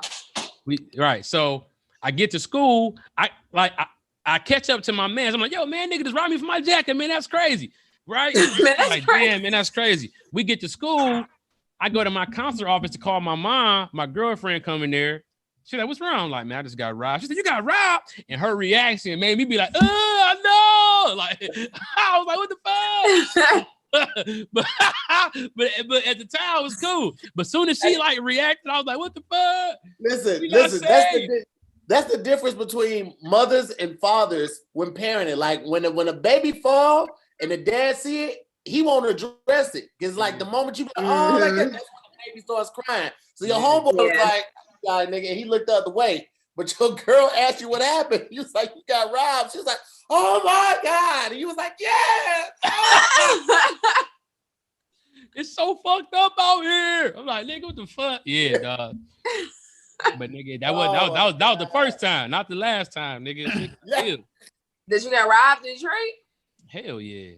Not like, I mean, I ain't gonna say it like that, but yeah, we done got into some sticky situations. You know what I'm saying? How old are you? At that time, I was this is 11th grade. This is like 98, 99. He had a race car jacket. So I was like 16, going maybe 17. Yeah, wow. I had my keys in the pocket. I had to get new keys. I had my Big Timer CD Volume 2. Nigga, that was my shit. I had that in the pocket. That nigga said, "Don't make me rob you over." I had this. No, he said, "Don't make me kill you over no punk ass jacket." Don't make me kill you over punk ass jacket. Nigga, when I say nigga, so punk ass, why you want it, sir? Nigga, that bitch came off me and onto him so fast. I'm like, "Nigga, you need what you need me button up for you? I can button up for you. It's warm, ain't it? Real warm. I'm cold right now, but you warm. Which one was it? Was it it was a DuPont? Was it the black one? Or was it was all black Chevrolet. So it was all black. Then they had Chevrolet going across the front, Chevy on the sleeves, and Chevy on the back. Oh, yeah. Big ass Chevrolet. You know what I'm saying? That bitch was hard. So, you know, I wasn't thinking. I ain't even had no fucking Chevy. I should have had my mama give me like a Cheerios jacket or some shit like that. Like, nigga. I'm like, it was the M&M. Yeah, the M&M bitches. That was too hard. Like, nigga, I ain't even had no Chevy. A nigga with a Chevy pulled up like, "Give me this motherfucking jacket." I didn't realize. And we should try to bring that back. Let's just see if we can bring back the NASCAR jacket. No, you know the Oreo one. It was black, white, and blue. You notice how quiet me and Nick are? Nobody want those country ass jackets to come back. You right. We should go to the Bronx where we can play stickball and open the fire hydrant. Look. That's because the last movie you seen was Beach Street, and you ain't seen nothing modern or current about New York. Don't be trying. Get out of our neighborhood, yay! We're playing stickball down there. We're gonna open the fire hydrants. Wait, Nick, you from the Bronx too? No. Oh, Nick's from New York. Some in the Bronx. Y'all, let me tell you how Nick played me at his wedding though, y'all. I ain't had no nameplate. Niggas just thought I was crashing that bitch. Like, what table you sitting at? I'm like, nigga, I ain't had no nameplate on the table though. Niggas was like, "Is she supposed to be here? Like, is she somebody?" Donovan came downstairs, right? And he goes, "Yo, y'all know Kesha E?" I'm like, "Yeah." He's like, "Yo, she supposed to be here?" I'm like, "Yeah, what happened?" He was like, "Oh, I'm just making sure," because she just walking around shit. She just walking around shit. They got me out here bold, like, damn. Hey, listen, this how crazy it is. Like, I had 4 or 5 comics hit me up about Kesha and was like, "Yo, who the fuck is Kesha E, nigga?" Who are they? Do they have white kids? Because I'm over that. I was like, don't do it, bro. She gonna steal your social security number. Don't even do it. At the wedding, several dudes was like, yo, what's up with her? Like, yo, and they asked me, like, yo, what's up? I was like, you know how you don't want to be a part of a hookup? Everybody at your wedding was married with kids, though. Nigga, these comic niggas. Who, Nick? Who to hear? Text me. What, Kesha, what are you saying? All the secretly married dudes that have secret wives? They always be the ones with wives and kids that shoot their motherfucking shot. And the ones you really be trying to get at that's single as fuck, you be like, nigga, like. Kesha, why you asking Tahir? You need to talk to me about that. Fuck Tahir, talk to me. Let's talk. Every time, every holiday come up, Facebook posts, nigga, you got 4 kids? Where the fuck? What state they be in? And they really be mad, like, yo, you do that joke about don't know niggas want to holler at you. I try to shoot my shot. You don't count, my nigga. You have a whole family. Like, your white mama live with y'all. Like, you have a Christmas sweater matching set that only comes out once a year. Yeah, and you talking about Jackie, why you acting funny? Nigga, ask your wife why I'm acting funny. Exactly. Right. Y'all tell them what y'all single asses. Yeah. Okay, first of all, hey, I tell you what. Yeah, ask so here gonna text me about. Look, CP, just because you got married when you graduated high school, nigga, don't clown the women who are single. Don't get mad at me. Don't get mad at me. Hey, I got mine out the way. Goddamn it, I'm good. But y'all, these niggas ain't shit. You married? CP, you married? Yes, sir. Yes. He got like 7 children. You was married when I met you when you came out here? Yes. I know that. That's low-key dry snitching as fuck on Nikki. And that nigga said you was married when I met you. Oh, no. I met the nigga at the gym. I met him at the gym. But I never knew. There be bitches at the gym. That's a low key. Trying to start no shit. That's a Detroit nigga for you trying to. Nick said you was married when I met you. Come on now, with that. Come on now. Listen. Look, that is a very low key way to say, nigga, you don't act married. Nick on that newlywed shit. That's what it is. Nick on that newlywed I met him at Bible study. That's so crazy. Hold on, Tahir. Do you see how the black woman's mind works? Oh, that's crazy. This nigga got married. Hold on. This nigga got married. So obviously, he's like. The way, why would he say that? The only thing Kesha is reacting how Nick was acting surprised. Like, nigga, you had a wife when we met? All right, so look, let me go. I had just got off a plane from the airport, had my fucking flight clothes on. This nigga's training Clayton. I'm like, all right, I'm gonna jump in the fucking. I'm doing push-ups, nigga. Fuck this. All right, go ahead, Nick. So Tahir, back to who asked about me? Okay. No, fuck all that. They didn't shoot that goddamn shot. Remember, you don't like them niggas. Fuck I don't. You gotta. Niggas. I need you to fight. You got people all in the comment section said I broke because of Jackie. I broke God code with CP over this whole marriage. It wasn't because of Jackie. It was because of you, Nick. You my nigga, Nick. Okay, first of all, nobody did anything wrong. Everyone is loving the Lord and their family, number one. But if we didn't know who we were in our backgrounds, the way Nick did that did kind of sound like he was pulling your card. He wasn't. It did. It did. But I'm like, nigga, I met you at the fucking gym. What are you talking about? He's like, nigga, really? Okay. You ain't had your wife and kids with you in the car at the gym that day? That's like the time I had a roommate. I had a female roommate who broke the roommate code where one guy was over whatever times, and then another guy, and she's like, "Is this Mike?" I'm like, "Bitch, you don't. All you do is say hello and go to your room, like we planned." Go to your room. Like we planned. Y'all had drills, huh? Yeah. You don't say names and you don't act shocked when you meet somebody, male or female, entire family, when you used to hang with them and you're like, you ain't even mentioned you had all these kids. But here go the thing though, Nick don't follow me on the gram. That's the real issue. Like, Nick, you don't even follow me at all. That's a bigger deal. Here comes the message. To your mans and all that. That's why I wasn't invited to your wedding. Because you didn't know that but I'm saying, I'm not going to pull your card. I said it earlier, like, man, your wedding was dope. I was there to everybody else. Nigga, I was there to everybody else's story. But it's like, nigga, like, yeah, bro, 2 kids and a dog. You don't follow me and no Listen, that was straight up, he was mad at you. Let's clean this up. I met CP in the gym one time. He said he was a cartoonist, right? I didn't see CP again for years after that. I seen him maybe one time at the out here in Inglewood, where you and Carmen performed at the at Spike Show, right? I see him again at the Savoy. At the Savoy. Same conversation we have here. I said, hey, yo, you used to draw cartoons. I didn't know you did comedy. That was the end of the conversation. I used to produce cartoons, not draw them. Go ahead. Produce cartoons. Yeah, it's all good. So that's why, like, you know, ladies, y'all, with men, we don't look at each other's fingers and be like, oh, you're married. All right. I asked them, I said, hey, I didn't know you was married. That's dope. Because he's cool. No, you didn't say that's dope. You said I didn't get to get it out because I said CP. I didn't know you was married.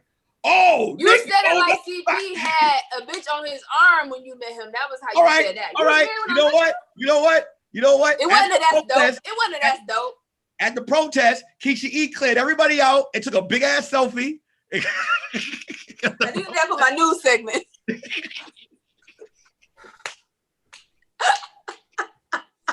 Y'all petty, man. I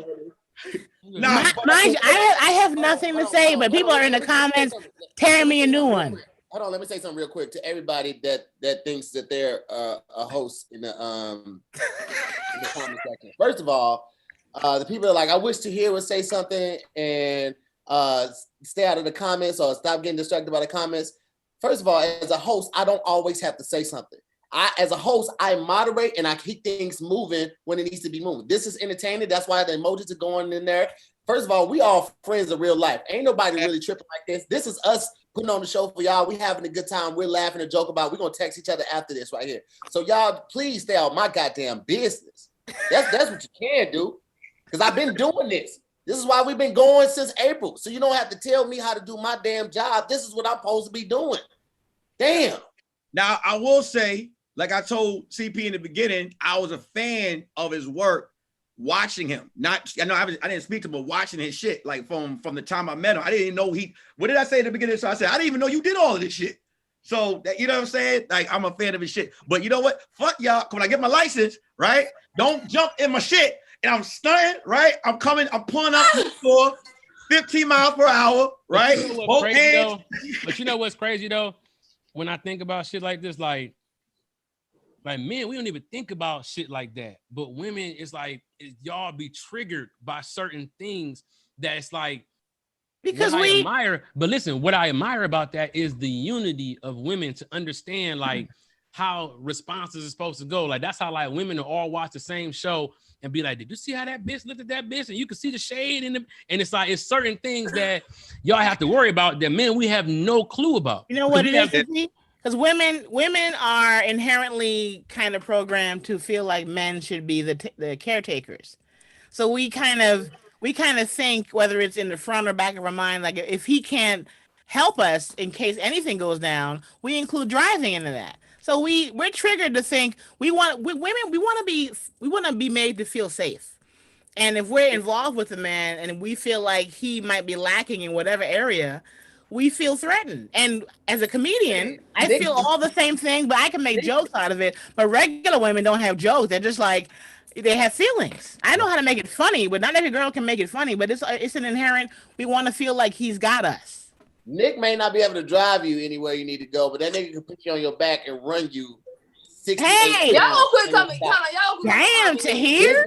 This nigga Nick is strong as fuck. Like, Yo, there ain't a lot of niggas I look at like, I'm gonna have to shoot this nigga. But like, most people I look at, I'm like, all right, we can rumble. Like, I can tussle with money. Like, Nick was gone. Nick held me down 2 times. I gotta have an upper hand. I was about to get jumped by some dudes, and Nick held me down. So get jumped by some niggas. Who the fuck was gonna jump you? Some Nick, like, listen, some dudes. I was doing some crowd work, and they were sensitive as hell. I was about to get jumped by a Power Ranger, a Future Ranger. One thing I get. Where was you at? What room was you in? We was in Rod Kells used to do a show in the Valley on like I know you're talking about. It's like the little taco area spot or something like that. It was a dude. Yeah, wait a minute. And Rod did that shit? And one dude, I broke up his little relationship, and it was. Keisha is a very. But Nick held me down.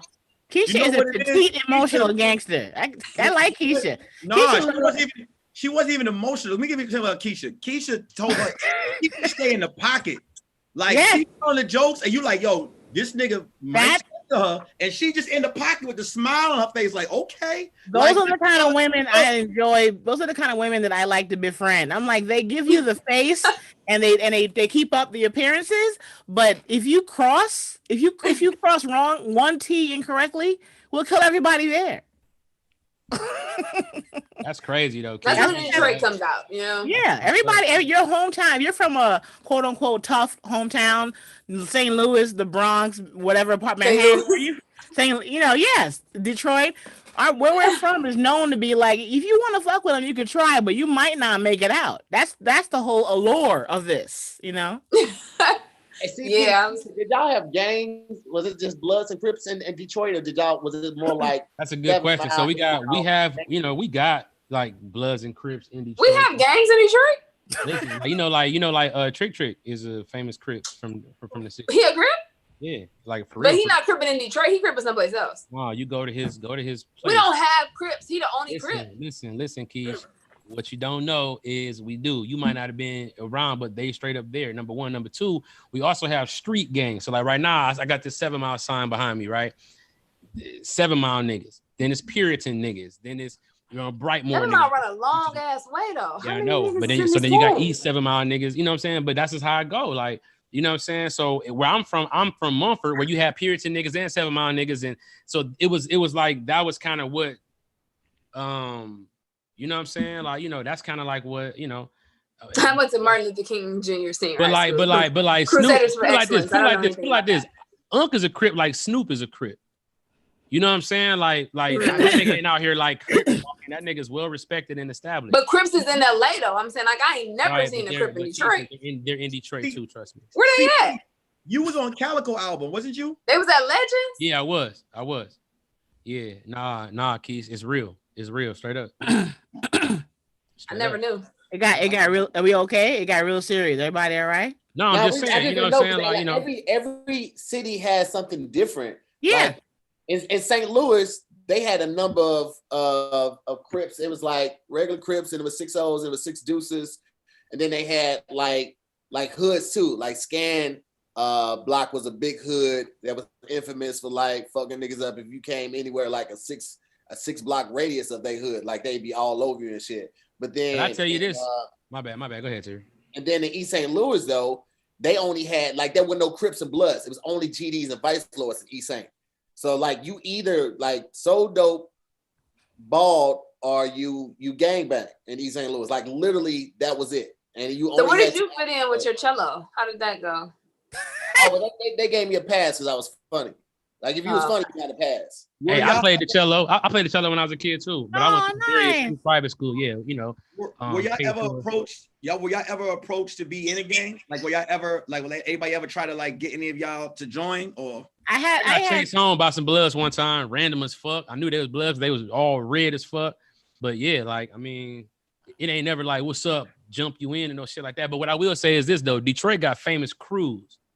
Like our shit be a little different. Like Keith said, I ain't know about the Bloods, or the Crips or whatever, but you know about YBI, you know about BMF, and you know about, you know what I'm saying? Like, like these are infamous crews that it ain't a gang, it's a crew. And that's how they rock in the city. It wasn't really like, these niggas was crews. You know what I'm saying? So yeah, East St. Louis, well, I never got approached because the Vice Lords were for the most part in the specific part of East St. Louis. They were like really in Parkside. That was the area they occupied. But everything else was really like GD. All my uncles, all my cousins, all my homies, everybody I was fucking with was GDs. So it was no other option. Like that's what I threw up. I threw up the pitchfork. I banged 7-4. I was GD. The pitchfork. When the pitchfork. Yeah, the pitchfork. We banged 7-4-4. Oh, I was scared. All of that shit. Like we used to stack and all that. All the high school games. Niggas was stacking hard. All of that shit, bro. Like we was. Like, that was it. They had no option. Like it wasn't like I had an opportunity to say no. They just allowed me not to do all the stuff that other niggas was doing because they knew I was in school. But had I not been taking school serious and shit like that, these niggas would have been pulling me for every ride that they went on. They only made me do some shit. It rarely I don't know if it rarely, but in Long Beach years ago with my ex-husband at the time. He told me he was approached in Orange County. He had on, but his shirt was red, but it was red plaid. And he told me on the way back to the car, they were like, "What set you with?" And he was like, "It's like every color, but they saw red as a prominent color." Wow. I think in Detroit, you don't see a lot of grown-up gang niggas. That's why I've never seen. Not unless they've been in it forever. I didn't know we had gangs like that. But like they usually transition into like selling dope and then doing other shit, and then the gang shit just be kind of over for them. When I was in high school, when DMX first album dropped, between the first and the second album, the blood situation grew out of control. Cause like everybody, I think, felt or thought DMX was a blood and whatever it is, like whatever, especially when the Flesh of My Flesh album came out. I went to school in Manhattan, so the schools, like the news warning was, please don't wear red. Anybody that was wearing red was getting slashed in like probably 96. Like in 96, around that time period, it was like a big blood warning around that time. Like that was like the biggest gang, and like Latin Kings was huge in New York around that time.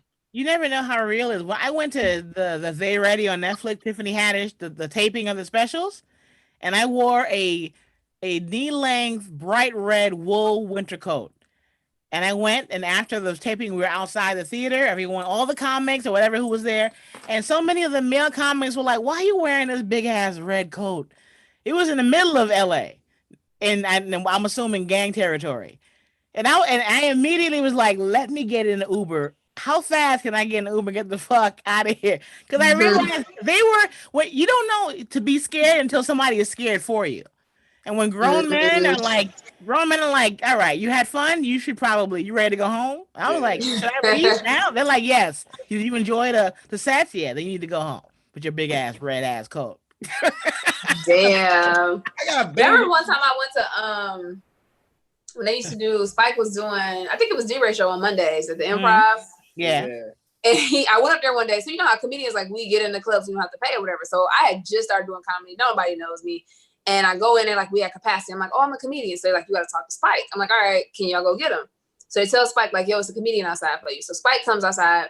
I don't even know him. I know of him, but I don't know him. So he like, "Come outside," like outside. So we outside, he talking. Like 10 minutes go by and I'm like, "Why is this nigga talking like he know me?" Like he's talking to me like, this nigga thought I was Tiffany Haddish, right? So he gives me a wristband. He like, "You look good. You're looking good. You ain't got no makeup on." I'm like, "I don't ever really wear makeup. What is he talking about?" So the nigga like, "You ready?" I'm like, so I'm in my mind, like, get my set together, right? This nigga thought I was Tiffany Haddish, about to put me on stage, and she fucking pulled up in an Uber. That nigga looked, he was like, "Give my goddamn wristband." I was like, "That's hysterical." Hey, Spike is hilarious. Y'all remember the first time you met Spike? Good. Yo, I couldn't even see your scars. I'm like, "What are you talking about?" Somebody introduced me to Spike, and they was like, "Hey, this is a comedian from New York. His name is Nick." I don't give a fuck. Yeah, who this nigga is. Yeah, he got that stomach, so like he bumps you with, "I don't give a fuck who this nigga is," and then like later on in the club, he just kept bothering me. He was like, "You want to get on? You would never get up, nigga. Cause I control this. I control this, nigga." Like I'm like, okay. Spike a different animal, but then you get to know him and he's still like that, but you understand that he likes you through that. You understand? Every time you see, "What up, little nigga? You a little nigga. What up?" Yeah. I've been on stage at the Improv, and I heard him walk through the audience talking at regular normal talk volume while I'm performing. I was like, I'm in a joke. Like, is the booker being the one disrupting the show? Right. And remember, David Arnold was on stage one time, and Spike walked through the Savoy, just talking loud, phone ringing, not on vibrate. Just I'm like, "Nigga, how are you the most unprofessional one at your show?" Walk around with a digital camera from 2004. Talk about, "Take this picture. Yeah, there you go. Take this picture, little nigga." All the pictures be washed out, and then he put them on the flyer. He be looking crazy, like. Everybody loves Spike. That's who he is. As long as you understand, you'll be fine. He talks in the third person, so he'll be like, "A lot of niggas think they can get up in any club. I bet you they won't get up in big Spike club like that. You know why? Because Spike controls shit." You be like, all right, Spike." But he'll have a heart-to-heart conversation with you where you think you're about to get up. He'll talk to you about some real life shit. You be like, "Oh man, thanks, Spike. Hey, you think get up, nigga? Nigga, get the fuck out of here." And you be like, all right, cool. Spike never put me up. I saw him again at the Union. Never. I only went up at D-Ray show through Memphis Will. He was hosting one night. D-Ray was out of town. Spike puts me up all the time. But I feel what y'all saying though. But I get up. Ain't nobody got a problem getting booked. Why you pick this time to do this, CP? Don't do this. I get up. Right, don't try to flex on us. I'm sorry, guys. I talked to Spike like 2 weeks ago. He booked me. Ain't nobody got no problem getting booked, CP. Stop. He booked me at the Improv. That shit ain't even open, but he booked me. Yeah. Hey, go get Jackie Fabulous and tell her that somebody on her goddamn Zoom talking crazy with one of those LL Cool J do-rags from the In the House days. Look, do you want pretty hair or not, nigga? It has to come from somewhere. Got you. All right. Who gave you the hardest time to get on stage when you came to LA? Like which booker was honestly as much as who? Michelle? You know what? Really? What's his name? Ins Mitchell wouldn't put me up. I'm going there when this go off. Which one? Who gave me the hardest time? Talking about having an anniversary tonight. I'm leaving there as soon as this goes on Zoom. Yeah, it's gonna I be. would say Ins at Comedy Union. You don't know how many years I would go on Fridays to just stand around and watch, and Ins Mitchell would not put me up for years. The only time I went up at the Union was somebody else's show. Like Tone Rock had a show. I opened for him. Mm-hmm. Memphis Will. Who else? I did a couple, but never directly through him. Only the last 5 years has Ins, looked out for me. But I mean, looked out as in looking for why haven't you been here? Prior to that, it was a task. And then when I go visit, he's like, "Why you love the whites? You don't like the black?" I'm like, I have been coming here watching you niggas perform for years. I gotta get stage time someplace. Every show usually shows rooms that's hard to get in is when somebody had just vouched for me. Like Chocolate Sundays, I think Kevin, shout out to Kevin Tate. He tried to get me on. He connected me with Lonnie. It was like, we booked till 2030. I'm like, damn. And then Grady, shout out to my nigga Grady. Grady had never even seen me do comedy. I met Grady at a party at Tyrese's house or some shit, and somebody was like, "Yo, she a comedian." I had did comedy twice. I didn't even know that I was going to continue. Right? It was a dare, whatever. Grady's like, "Oh, you one of us. You a real nigga. You one of us." I'm like, "Okay, I'm a real nigga." Right? That's true. And I bumped into him at the Laugh Factory. He's like, "You ever went up here?" I'm like, "Nah." And he told Lonnie, he was like, "Yo, you got to see her. You got to see her." And she was like, "Okay." And mind you, I had people trying to plug me. And she got me on the show maybe a month later. And Grady was like, "Is you funny?" And I'm like, he was like, "You're like, I'm gonna be." He's like, "Notice I just said you gotta see her. I never said she was good." He was like, "In case you fuck up, I never said she was good. I just said you gotta see her." I'm like, I auditioned for Chocolate Sunday's first impression at least 4 or 5 times. So really, it takes a minute.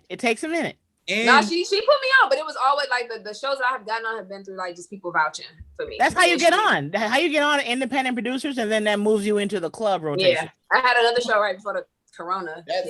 Listen, is this nigga CP brushing his baby hair in the middle of our? That shit didn't look sweet. Go ahead, y'all can one thing. Niggas, yes, the fuck. He like Eric Booker fuck with me. I don't got no problems nowhere. Hey man, Kesha, I put the work in. Now you stop. Michelle would not listen. I was doing everybody's show because obviously, you get on through an independent booker or you get on from another comic. Everybody was vouching for me. Tony Baker vouched for me. DC Irvin vouched for me. Clayton vouched for me. Nate vouched for me. I was warming up Nate and BT's Tuesday night show at the Union. Every Tuesday, they were calling me down for that. Michelle would not put me on her stage for nothing. Arvin vouched for me. I'm talking about heavy hitters vouching for me. She just something about it. Really? She just fucking with the boy for no reason. Ron G vouched for me in the show. She put me on a couple shows, but I haven't been on in a while. It was getting back. It was it was good. But she put me on right away. The hard. My fault. Go ahead, Jackie. People can tell when you are, I guess, worth being vouched for. You get a feeling. Something about it, because if you weren't in the mix, whether that be they've seen you somewhere amongst other comics, the ones who aren't funny at all, they don't really hang out. The ones who suck, the ones who suck be hanging out. They don't hang out. You know what Booker received hell, but it was never his fault. Yo, I used to feel, I felt sorry for him years after, but I didn't like him at the beginning. Yo, Joe Fox, right? Yeah, I knew you were gonna say Feezy. Joe was a booker? Such a cool dude. Like, I got to know him, but in the beginning when I first moved out here, because Joe Fox was in control of getting you on that Tripping on Tuesdays, then Inside Jokes. So you always thought like, yo, you go to Jeru be like, yeah, talk to Joe. And then, yo, so you would go to Joe, and Joe would tell you what he's supposed to say, I'm gonna try my best, and not put you up. And then, yo, so Joe used to receive so much hate, because people like, yo, fuck Joe Fox. Oh, trifling ass. So when all the clubs broke down, Joe was Take like, it easy. Man. Joe was like, it's not my fault, man. I have nothing to do. He said, I would approve people. They would take the power away. It's not me, Joe. I used to hate Joe my first 3 years. I used to be like, man, fuck Joe Fox. I gotta call Joe Fox. I haven't checked on him this whole thing. Yeah, my nigga Joe Feezy.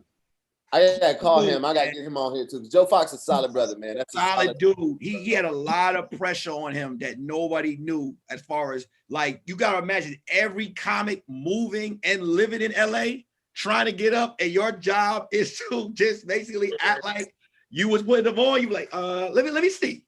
You know what I mean? Fuck you. You know what I mean? Fuck you. Joe Fox got his cell phone at that time period. That's crazy. It took me 2 years to get on stage when I came out here. For real? So like, you know, I came out here for the cartoon, and so I was developing that during the day, and I had I started pitching the Reggie Bo show, and that's how I got in contact with Russell. And I told Russell that I was doing stand-up. Russell, I'll never forget, he was like, everybody says they're funny. Listen, this is everybody says they're funny.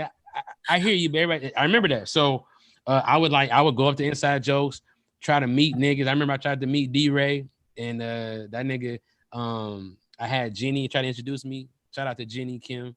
And D-Ray was like, I don't meet niggas. I'll never forget that. I'm like, God damn, these niggas are so mean. So what I did was, it is. They're very harsh when you first. What I did was, like, from coming from Detroit, I had a big, huge following in Detroit. So I was like, fuck it, I'm I call in favors. You know what I'm saying? I came, did all jokes, all Inside Jokes for the first time.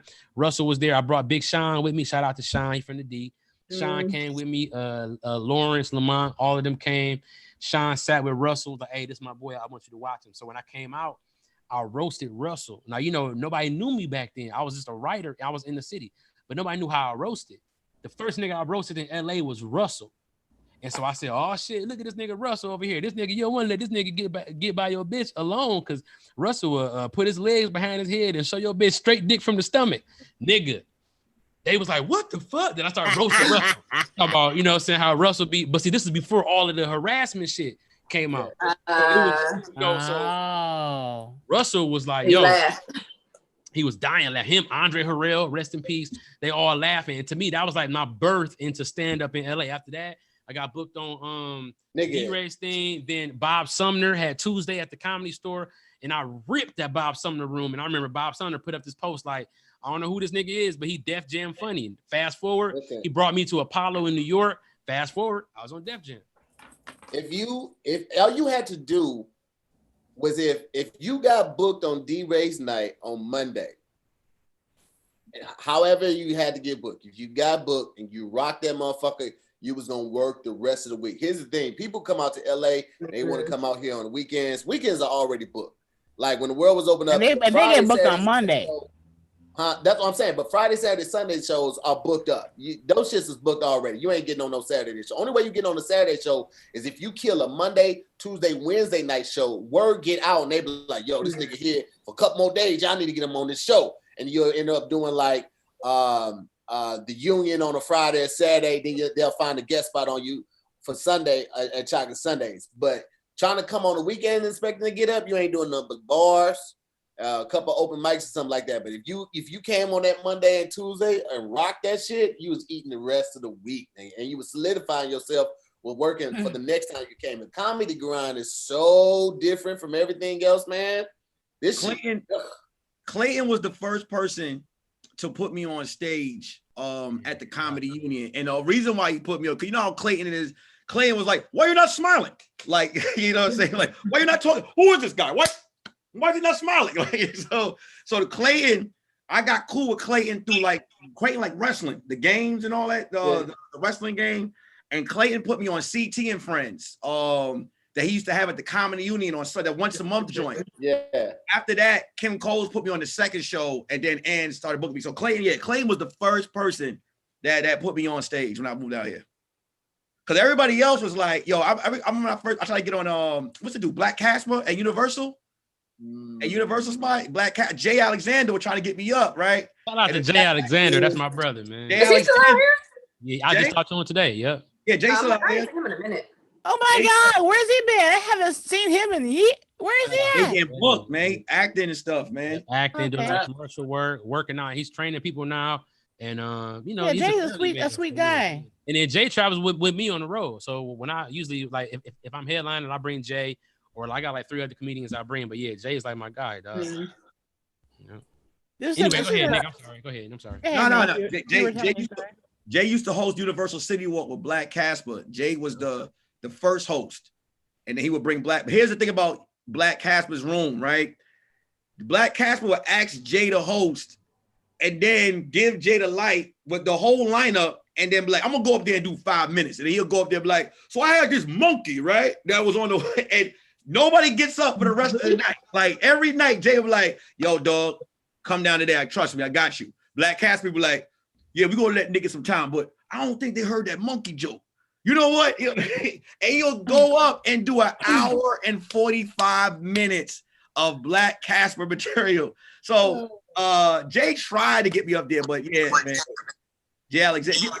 You ever seen Jay Alexander in a while? Who, me? Yeah. I haven't. I talked to Jay a couple months ago. Oh, okay. But I know last time I talked to him, I think the world was still open. He was writing and working on a script. He had told me he had actually just got through talking to CP about how to like get in the writing room and how to conduct himself in the writing room. So that was the last time I was talking to him. Yeah. Well, low key, all of these ambitions that we have, I wouldn't mind meeting a rich guy and not have to do shit anymore. Wow. I'm not mad at that, Jackie. Jackie, okay. Jackie, you know what, Jackie? You're one thing that I say that was really inspiring about you. I know when you did promotion wise, like one thing about you know how to promo the shit out of. I remember when you did Arsenio, right? Yeah. You did Arsenio, and you promoted the hell out of that. Like it made. I was gonna watch it anyway, but the way you promote the shit out of it, I seen you get so much work from it. And then when you did what's the other joint? The last joint that you had just recently. Oh, America's Got Talent. Yeah, my thing is, whenever you do, oh baby, whenever you do anything, what we doing? I always say, okay, here we go. No, she just came to watch. She's washing her hands about to eat her dinner. That's for you, Nick. Like, yeah, I got a wife and kids. What? I always tell everybody, whenever you book anything and you tape it, make sure you figure out a way to get what you tape to add to your reel, or the link, because that helps you work. You know, as soon as I'm done, I'm like, hey, I had a great time. Who do I contact for this link? So I can get this, so I can have it. I'm glad y'all enjoyed me, but I need to work again. This is over now. You know? Yeah. Here we go. What happened, Nick? She didn't want to come. Oh. Like, nah. Nick look like he got in the car. Son. All right, there you go. There we go. See? Y'all do it. What are y'all doing? Oh God. Oh, you know what's funny though? When I listen to CP, when the rare occasion comes that I get to perform for a black room, I have more fun than I could probably, because a part of me comes out that nobody really gets to see. And when you get on stage in a black room and you rock in the room, you're like, I forgot I'm a black comic. Yo, they give you, like, black audiences literally share their energy with you. So like if you got to do 2 shows that night and you leave it all on the stage on that first show, that laughter is going to literally rejuvenate you. That's true. You're vibrating. Yeah, because like, it ain't like when you go, like, don't get me wrong, like white shows when you kill is great, but they laugh. But when black people slapping their thigh, pound the table, screaming out, this nigga crazy. Like, you know you didn't put your foot in that motherfucker when the nigga start yelling, like, yo, what the fuck is wrong with this nigga, man? Yeah. When you comments, like, you know you said something that they never heard. Exactly. never literally verbally said it, and you connect with them on a different level. Yeah. So like, it's always a feeling of pride. And I feel like white people will kind of give you, they'll kind of laugh almost at anything. Don't interrupt me. I wasn't done. When you're doing jokes in a black crowd, it's just different. All right, now y'all can go. What else you guys do? When I find that You're so fucking petty. Oh my God. Here's a child. That's why we love him. I know that it's a personal challenge. When I could get a table full of thugs to laugh, I'm like, all right. Yeah. Because they try real hard not to laugh. Yeah. Black people don't care about your feelings. Like, that's how you know if your shit really working. Because white people will kind of laugh. Black people like, nah. But when I see a table and they can relate to what you say. When I'm like, yo, anybody here got JP on their phone? And chick's like, I got that shit. I'm like, right. The family room made me feel so happy because oh my God, the family room. You feel like this is the end. You know, when you watch like comics do the family room, you're like, oh my God, man, let me just get through this. But if you make them laugh and you get that, remember when they used to tip you? They used to throw the money at you like a stripper. Yo, I go home with pockets full, my nigga, pockets full. Family room. Yo, the family room had a different host every 2 weeks, like a new owner, different host, like every 2 weeks. You know why? In the family room, if you felt like you were getting them and they were laughing and you started to see the money fall, you would purposely kill harder. You're like, look, I'm about to leave here with a grip. So if they like this joke, they're gonna love this one. I'm about to come up $6 more right now. Jackie, you ever did when Novocaine had his room? He had tap out. Was it Tap Out Tuesday, where they would tap on the tables if you weren't doing well? No, because I have a temper. I can only handle one nigga get off the stage now show at a time. Look at that baby. She don't want to be here so bad. Hi, sweetie. You beautiful girl, you baby. So pretty. Stay with your papa. All right, Kesha, your turn. Grab one of your friends, bring them in the screen. She is absolutely. Does she know how stunning she is to hear? Do you know how stunning she is? How beautiful she is. She just like, she be like, shut up, nigga. I'm like, she's gorgeous, absolutely gorgeous. She made me feel so old, man. I remember Tahir, when I met you, how old was she when I met you? Shit. When did you move out here? 2011. She was. Man, no, you moved out. No, you ain't moved out in 11, did you? 2011. Huh. She was 5. You 5, yeah. Yeah, she was 5 when you met her. Yeah, she's a baby. Man. She's a baby, little baby. Now she's the tallest person in the house. Oh, Tahir, you didn't hear when they were talking about career and ambition. I said I really wouldn't mind meeting a guy with money so I can stop doing shit. So I can start doing shit together. Oh, CP wasn't there. I heard you. Tahir still ain't told me who inquired. Text me. And I ain't going to, Kesha. You know what I'm saying? Here we go. What type of hater are you? I'm not. That could be That could be to protect you. That could be I know niggas that ain't really. Whenever I would ask.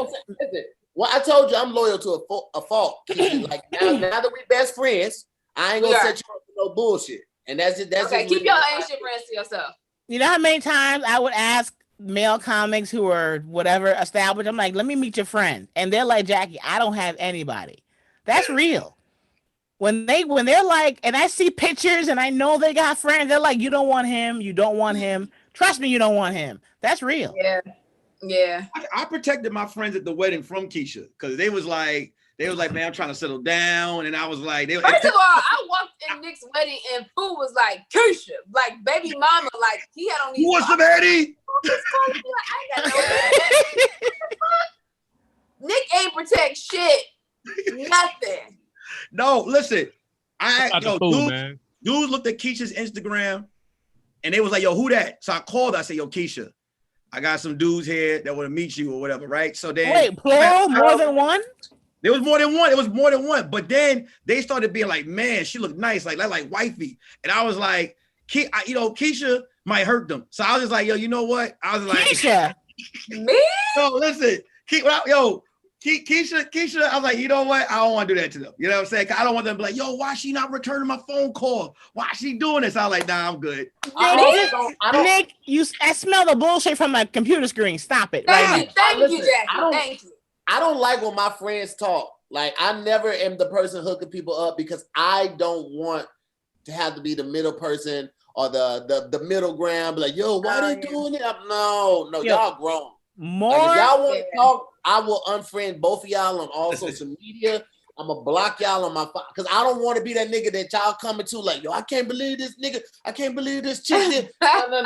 No. I tell them, no, y'all can't talk because I've had it happen too many times. All the time. It's a risk every time. More than a guy not wanting to refer you because he knows his friend ain't shit. More than that, he's like, I don't want to get involved in case things do work out and then they fall apart. I don't want to be involved at all. Here's why I don't want to be involved. It's messy. I like hooking my friends up. We don't like to hook. Girls do. We do because we're lovey-dovey. We want the whole world to be in love. But men are like, I don't want to be involved because if y'all don't make it. This is the truth. Tahir, we'll be honest. Dudes don't like to hook our homegirls up with our friends because of the fact that if they smash, right? Let's just say if they smash at this point and y'all get hooked, we gotta deal with y'all. And that's why we don't do the hookup. That's what I said. That was a man's way of saying. That person, knowing the girl that you're hooking them up with, because I'm not about to be on your line. Like, I ain't gonna lie. I love back when I was like single. That was the best thing to do was to meet somebody through somebody that you trust. That's called building a triad. That's the easiest way to get some pussy. I ain't gonna hold you up. You know what I'm saying? Like, nigga, I'm gonna keep it a buck. I'm gonna keep it a buck. Let me paint the scenario for you. That's honest, Kesha. You want a guy to tell the truth. You meet somebody at the mall, right? You just kicking it around, getting numbers. You don't know how many numbers she got that day. She don't know how many numbers you got that day. That's not that serious, right? But you go to somebody like, let's say you go to Jackie Fabulous home family reunion, right? You kicking it with her, that you meet one of her cousin's friends who she been knowing her whole life. He a cool nigga, blah, blah, blah. A lot of the uncomfortability is out of the way because Jackie can vouch for that. I follow you with that, but then he was like, "That's the easiest way to fuck." Listen, so how you talking about? That's she's gonna trust you enough to consider you for fucking more than like this. How I talk to my young niggas. You fucking the name. You know what I'm saying? Like, listen. Like you out trying to get some pussy from the mall, nigga. That ain't how I go. Go to church, meet somebody.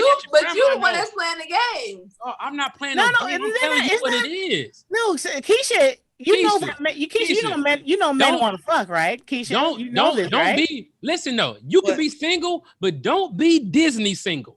Okay. And this is what I call women Disney singles. That's what I mean. Wait, CP. What up? No, of course niggas want to fuck, but I'm saying you like. I'm talking about. You're the mistake. Wait. I want to hear what Disney single is real quick. Disney single is them women who be like, I'm just single because I'm waiting for a guy who understands what he needs and like frozen yogurt and want to go to get puppies and want to be what I want to be and want to get a book, read the book and want to go down there. Like, shut the fuck up. That's your like dog. CP, you have anger issues. Keisha, here's the thing. CP, I'm kidding. Keisha, CP said that's the easiest way to fuck, and you said that y'all playing games. Because he started off saying like you meet girls at the mall and you gotta do all these games, and I'm like, but nigga, you the one that's really for real playing games. You're just trying to fuck. You ain't looking at Hold on. So Pete, no, CP, you've had a lot of time. Keisha, just because a man admits or you even think that he wants to fuck, that's not playing games. That's the truth. Of course you're trying to fuck, but are you trying to continue to talk to that girl? He said Keisha, there's no rules. It's guy by guy. There's no universal. Well, is he gonna want to be my boyfriend? That depends on how y'all individually get along. It's not. There's no rule. Listen, here go the thing. Go ahead. Wait, I was gonna say this real quick. Here's a reversal, right? CP, you were telling the truth. We have dudes that want to smash, right? But then what's worse is that I just want to say about Keisha. Kesha got that Erica Badu vibe, like that soul taking shit, where a dude would mess with her and fall in love with her, right? And she don't like them. Now it's nothing worse than the dude that get played. Nick, where are you getting this shit from? Everything you say is wrong. Yo, listen. When I first met Keisha, right? When I first met her, I met her at a comedy spot, right? I heard her say that some dude. But me and CP got the same face. What the fuck? The hair knows what I'm talking about. No, nigga, don't bring it to here until it finishes. Because you like to say shit and then be like, what? Say your shit. Because that's how you said shit to me earlier. Watch this. Nick, you might don't get in trouble, Nick. Let him finish. Here, how many times have you hooked a dude up with a chick that was just trying to smash, and he met a chick like Kesha, and the shit reversed on him, and now he's all fucked up. And the shit ain't work out the way it's supposed to be. See, here, you know what's happening. Stop nodding your head. I don't even deal with dudes that I'm not into. I wouldn't even fuck with a nigga that I'm not. I didn't say you was gonna fuck Kesha. I'm just saying. But I'm saying, like, I wouldn't be like, oh my God, I'm so messed up, and I'm like, whatever, because I wouldn't even deal with him if I wasn't fully into him. Nick, I feel like you're projecting. This focus group is all fucked up. I only brought up fucking because that's the ultimate intimacy, right? When I say fucking, I mean that she trusts this nigga. Like you would be more inclined to think about that nigga versus a nigga who has a lot more ground to cover with making you trust him more so than having somebody to vouch. The vouch and that strong triad, that kind of ensures that a nigga's not trying to fucking dip because we have mutual people who are held accountable for us meeting. Like, okay. It depends on the level of fuckboy, not necessarily. No, I'm with you scaring me. Somebody, but that's not a guarantee. Wait, why would y'all let Auntie give y'all advice? I have plenty of experience. Kesha, when I find when I look at social media, a lot of women equate a man going after a woman for whatever he wants. That's not playing games. Once you know what they want, and it doesn't make them, but they're not a bad person for that. No, I'm not saying that he's playing games for that. CP started off making it sound like he was really looking for something for real. Like, y'all wasting y'all time. Fucking is for real though. Yes, but here go the thing. Fuck all that. No, because look, here go the thing, dog. CP, I'm on your side. Okay, and I get that. I think it was just a misunderstanding, Jackie. I'm not saying that. This is a lot of single women's problem. It's like, here go the thing. Don't get it twisted. Like, that's a female thing to be like, oh, a nigga not gonna respect me. A nigga not think about no shit like that if a nigga like you for real. No, I'm not saying that at all. I think there was a misunderstanding in the. I'm not saying that at all. CP, let her explain what she means exactly. No, I think it was a misunderstanding in that. I'm not saying that at all. I absolutely respect you being up front. When he was saying like you meet the girls at the mall and it's games and and the real like fuck with somebody through a mutual person, and then he was like, that's when you get the pussy. So I'm like, wait a minute, you made it sound like you really looking for something for real, and then you made it sound like you just trying to get the pussy. So maybe there was a misunderstanding in there. But I get that. I respect you being up front. You know what? If you head out, also take fuck out and put Mary, and I mean the same thing. Okay, I mean, I respect you being honest and upfront about what your intentions are. I just think it was a misunderstanding in that. What I'm saying is, you get to niggas who are horn dogs are out here chasing pussy, but you don't. That ain't how it works. How it works is that nigga. It's like that's look at pussy like a locked door, right? That's a locked door. You have to get into that. It's like you're more inclined to be successful in that endeavor through. Listen, I'm totally through being like a stand-up nigga. Meaning that it's like, dog, like if you at that family reunion, you done met this girl's parents and you didn't. It's like people be afraid of those kind of scenarios and they want to go to the bar or to the club. To talk to a dude I know through somebody else. I was just having this conversation with my homegirl. Like, I rarely ever talk to strangers. It's like we went to school, you know somebody, you somebody's cousin. Like, there's some type of mutual understanding. So I'm with you 100% on that. I think there was a misunderstanding in me thinking like, you just gonna smash me, baby. My wife, who I met at college, which was also a triad. You understand that? If I just wanted to just. So where your friends at, CP? How about that? I got hella friends. My friends is rich as fuck. What are you talking about? Okay. I got hella fucking. You never asked me, Kesha. I have my friends are all successful as fuck. All you ain't never blew up talking about. What? At the end of the day, all my niggas solid as fuck. You just got done talking about Detroit women is Africa, and you ain't plugged nobody. I think we should all pray for Nick because his test is coming up. Pray for Kesha that a black man will ask her out. With a good fade, because the fades in LA are fucked up, and I can't. What? I don't have time. We almost finished. What? Jesus didn't die on the cross for me to deal with a fucked up face. I just feel like Keisha, we are in a pandemic. You lucky if he even has clippers. What's wrong with you? I'm talking about outside of the pandemic. The face been fucked up, Jackie. Even before pre-pandemic. Keisha, when a man is working and making money, he don't got time to get a lineup. You realize that, right? It's a difference. Keisha know all the squirrels around her house names. It's the difference between you don't have a lineup, you didn't get your haircut, and your shit is fucked. Like you got a fucked up face. You don't know what a crisp bevel blade. It's a difference between you just ain't got it cut and you got a fucked up face. It's a difference. That is true too. That's true too. You should know. Anyway, we're about 10 minutes out from the end of the show. This shit was all over the place, but I appreciate that. We talked about everything and nothing, and then everything that we talked about wasn't nothing. What a goddamn thing. We didn't even talk about Lovecraft. No, T, I just go back. He like, so Lovecraft. T, I just want women who, because I see all the comments and what they talk Jackie, about. That's over with. It's not, T. I am dead inside. I'm going through a breakup. I need for you to be here for me. No, Jackie, then call me. Wait, you breaking up, Jackie? At the beginning of the show, you just so said what that part of the breakup is What I said, CP. Tell her to hear. You said at the beginning of the show, you said you just. So what part of the breakup was that before? No, yes, clearly that was before. Is there a dick in my mouth right now? So have a good night. I said what part of the breakup was that? Anyway, let's go ahead and tell people what you got coming up. You thank all the people that hit you up, and we go from there. Jackie. Oh, me? I can promote the show. What, my show? Mm-hmm. Oh yeah. What are we doing? The closeout? We're gonna start the closeouts. Let's go, Kesha, Nick, Jackie, CP. Your followers and comments were particularly harsh. What's wrong with y'all? I thought we all were a couple. They were on one tonight. What's wrong with you guys? We are here to entertain you for free. I need for you guys to behave yourselves.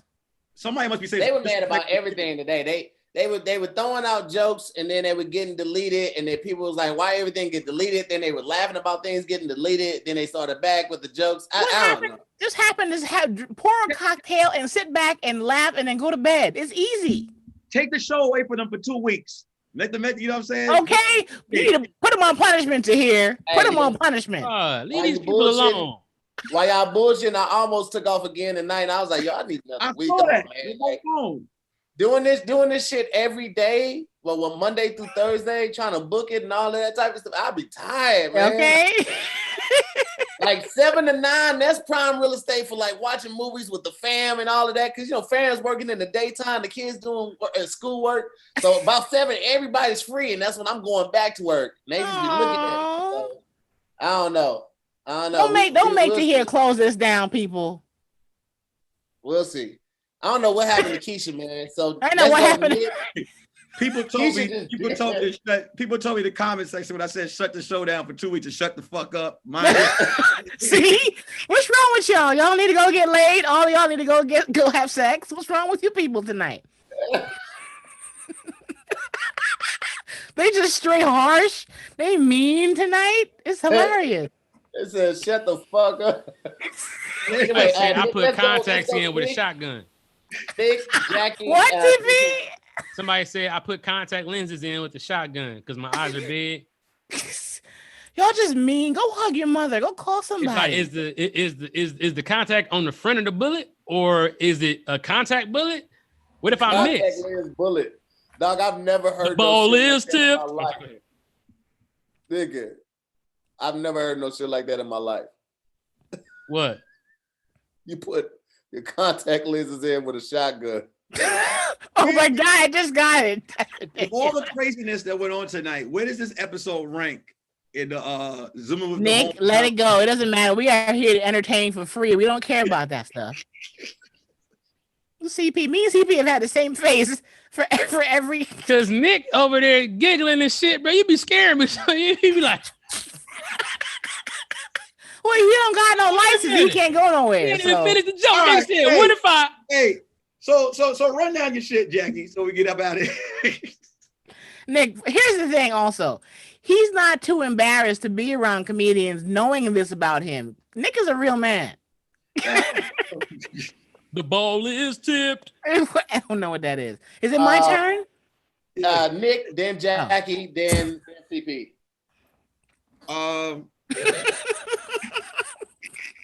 Sorry, they told Nick to shut the fuck up. That's funny. Hey man, first of all, Clyde, get the hell on out of here.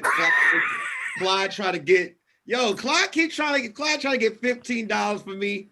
Norman trying to get 155. Fuck out of here. I don't even have a drink. Like, why are y'all doing this? Shout out to Shamika Snow, LeBaron, man. Hey, shout out to LeBaron, Popcorn World, man. Yo, the Oreo Red Velvet popcorn is dope as hell, man. So shout out to LeBaron, Adam, Jose Martinez, Ebony Brandon again, and Marla B. Follow me at Nick_Carthan. I got a podcast that comes out every Sunday, the Curious Red Flags podcast. And that's it. There it is, man. Jackie, what you got for these beautiful people on this Thursday night? Thank you, everyone, for your donations to my future. I appreciate you. Some of you are harsh. Maybe you're bleeding. You have your period. You're PMSing. I don't know what's going on, but I still love you. There was one person in particular that just was on you all night, Jackie. They don't even understand. And somebody said, "Don't come for Jackie. Don't let the fat chicks kill you. I'll fucking crush you verbally." Anyway.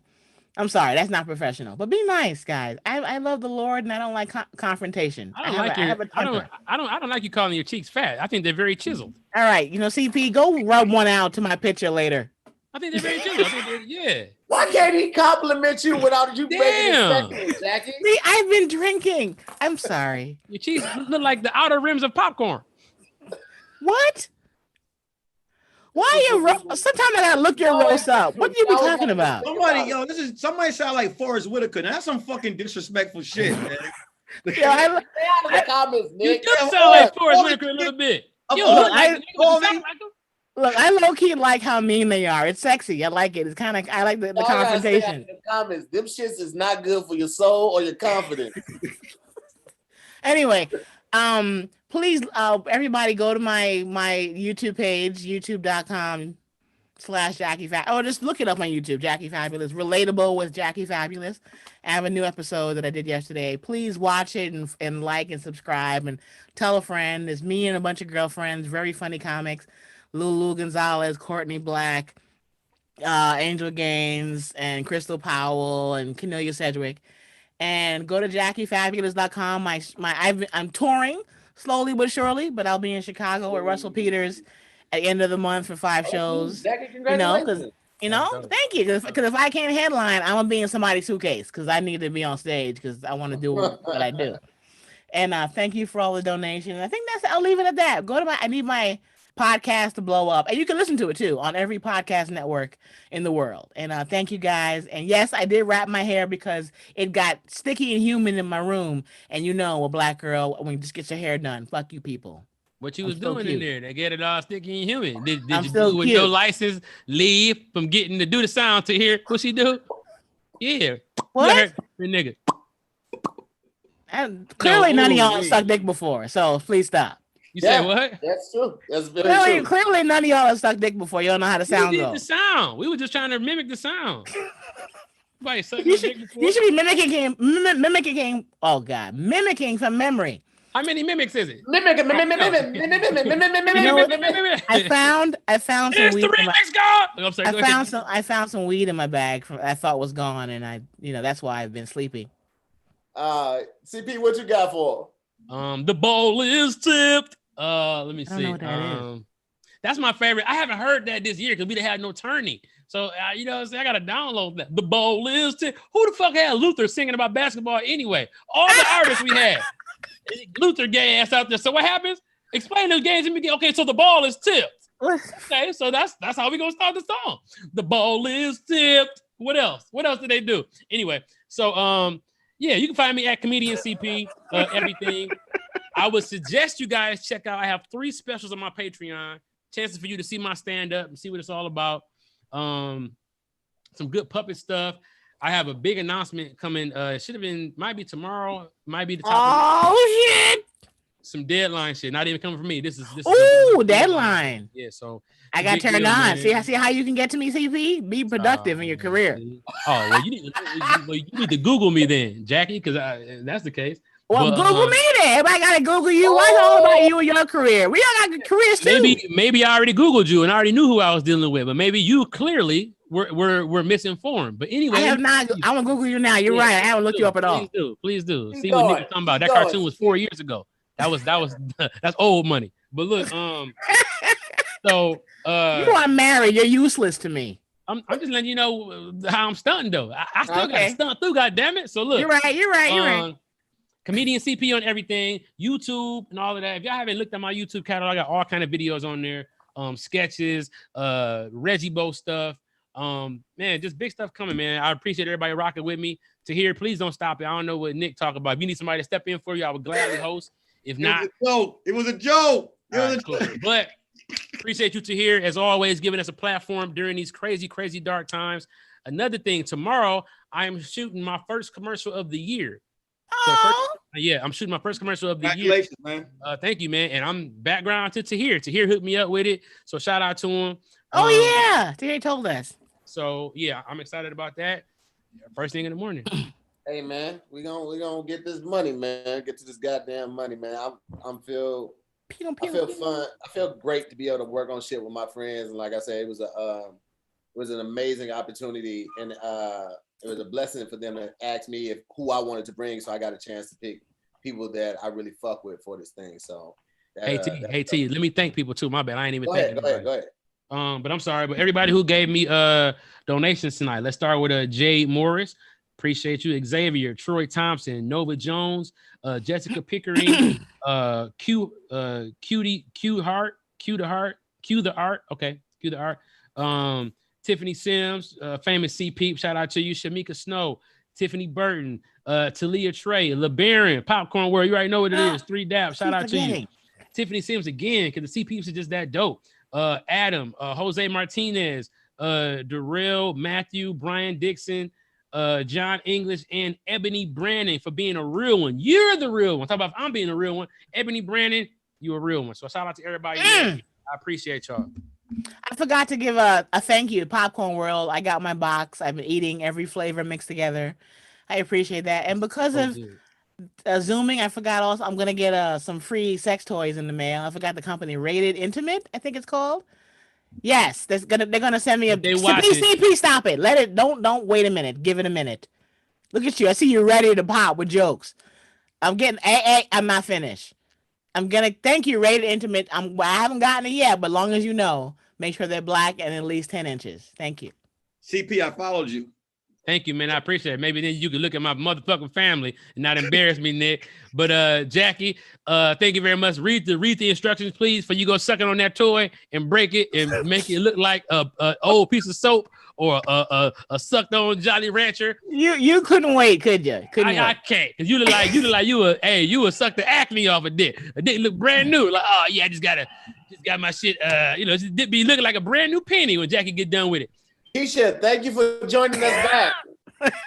Listen, I am so sorry. My battery died. My friend left to go to LAX and took her charger with her. I was at her house because I was in the middle of helping her through a crisis, and I was like, "Hey, I'm sorry, I kind of gotta go. I gotta go Zoom. Can I get the key to your house and you just take care of it?" Then she came in, grabbed her shit, got the charger, and then my charger died. I'm like, "Oh shit, I gotta go to my car." Here I am, guys. I'm back. Hey, well, we're just doing our sign offs anyway, Kesha. So you can just. If you had anybody you wanted to thank, or if you got something coming up you want to let the people know about, all your information is already in the description as well. So I know you're driving right now. If you don't have time to do it all, you can just do some thank yous or tell people what you got coming up. Yes, I'm just sitting in the car. So I do want to thank Jose, Adam, LeBaron, Shamika, and Troy for the CashApp. Thank you guys so much. Coming up, I have, I don't know, are we talking about this? I don't know. I'll leave this. No. We're not gonna talk about it what's going on? Okay. So you can check me out on For the Love of Jason. Is the new comedic sitcom. It'll be out on November 18th on UMC. You can check that out, and you can follow me on Instagram. It's Kesha.E, KEYSHA.E, and I post anything that I have coming up on there. It is. And to the comments, y'all, people are like, stop flirting with CP. He's flirting with me. See how sexist y'all are? He is the one flirting with me. Jackie, Tahir, and Nick are all gonna hook me up with one of their single good friends. So yes, stay tuned for that. Anyway, listen, I want to CP. Listen, I want to thank everybody for watching. This show is always a lot of fun. There are times like today when I did not feel like doing this because I'm just tired, not of the show, but just tired in general. This week has been so crazy busy in a great way. And now I am just more aware of my body and taking it easy and not pushing myself too much. But this show always rejuvenates me, especially by having an amazing cast of guests. And that's why I handpicked everybody that's here right now to help me through the night. Handpicked. And for those that felt like I snapped earlier, I did. But I just want y'all to know, like, I don't have to always talk. Like, I know y'all used to people, some moderators always feel like they got to jump in. It's like, these are all professionals. These are all adults, and we are all friends. So I don't feel the need to always jump in when shit might seem like it's getting heated. These are adults, man. We joke with each other. We play with each other. If there was ever any time that I felt like shit was getting out of hand, I would address it. I would shut it down. And after the show, I would do a chat with those people that may have been involved to make sure we still good, because we are not in a high enough position to be beefing with each other. All right, I feel that way wholeheartedly. So just trust and believe that I do this. I do this, but I appreciate you guys, showing concern. It means a lot. Also, I appreciate you guys watching. I didn't have to ask you guys to make sure we got to 1,000. We just got to 1,000 likes a couple minutes ago, but we got it. So I appreciate not having to continue to say it, man. Thank y'all. It really shows the support when you just click the like button. That takes no money. It just literally takes you hitting the like button. So I appreciate y'all doing that. It always just helps the algorithm. That keeps the chat going. People sign on to YouTube, they see it because the numbers are good. They see the engagement with the comments. So you guys make this show a hit, and I appreciate you all. I'd always want to give a shout out to my people, LeBaron over there at Popcorn World. Give a shout out to Rated Intimate. They sending us a box too, Jackie. Some dope shit coming, man. I'm so excited. So make sure y'all check that out, man. I'm gonna talk with him again to try to get another coupon code going. Because I try to definitely take care of my people. So I'm going to reach out to him, get another coupon going for you guys. Actually, this one might still be going on. I think it might have been for a week. So maybe we'll do it for the last week of October, get another one for everybody, and then another one for the MooreMods as well. Make sure y'all get that. Chocolate Goddess, I will take a break if I need it. And CP made a great point. I didn't feel right coming to anybody asking them to host it for me. One, because of the responsibility of booking and everything like that, but I can help them book. But also, I just never thought about it. Like, it's a lot of weight to carry this show, to make sure everybody gets the link, to create the flyer, to book everybody. And I don't want to sit that at anybody's doorstep, but a couple of my friends have showed interest, and these are people that I trust to take to him. So I know if I need to do that, then I can trust these people to handle that business for me. Shout out to my MooreMods. As always, they do an amazing job. Hippie Go, Stephen Ocon, Jennifer Rivas, man, I appreciate you guys. They create the description. All the guest information is in the description. Also, you can sign up for the MooreMob through the descriptions. MooreMob, they just got the first episode of Life Lessons for the Unexpected. They're also going to get another episode of I Hate It Here tomorrow. They're also going to get the podcast Before Everyone, More to the Story. They get a lot of stuff early before everyone else, and a lot of exclusive stuff. Like I Hate It Here is only for the MooreMob. They get exclusive codes. They get exclusive discounts. So join the MooreMob, man. See what we got going on. I got a new shirts coming. We got a lot going on, man. So I appreciate all the support of the people who have already joined. Thank you guys so much. And before I get up out of here, shout out to the Rewatch Gang, man. They always show love. They come through and watch it and keep it going. I got up this morning and the chat was still going. So shout out to them, man. I want to give a big shout out to Ebony Brennan for your donation. Definitely appreciate you. Angela, Janine, Brian Dixon, Xavier, Troy, Jessica, Raydora, Tan, Tania, Tiffany, LeBaron, Adam at Rated Intimate. That's another thing, man. These guys come on, they show a lot of love, to throw discounts out, and they still support the show. So I appreciate LeBaron and Adam for that. Got you, LeBaron. I'm gonna hit you up. Brittany, Jose Martinez. Don't interrupt me. Don't interrupt me, Kesha. Don't interrupt me. That's my second time telling you tonight. Okay. I don't know what y'all do in Detroit. Damn, Tahir, you turn into Ted Bundy when you get pissed. Goddamn, nigga, relax. And the last person, Josh Inglis, thank you so much for your support. I definitely appreciate you. Now, Kesha, what were you saying? Jeez, I was gonna say two things. How's it feel, Kesha? How's it feel? Eddie. Wow. Shout out to LeBaron because he sent me a package. Thank you for the popcorn. We actually just ate some of the popcorn a minute ago, the key lime pie, I believe it was. And the second thing I was going to say was to you, Tahir, your petty ass. Just a thank you and just giving people their flowers and their roses while they can still smell them. So thank you for the platform, for all that you do, just for being you. Like, and y'all, Tahir, like, Tahir's my new best friend, in case y'all don't know. Tahir's like my kid's godfather. Like, he don't even like kids, but that's just what he's gonna be. But no. But shut up, Nick. Like, you got kids?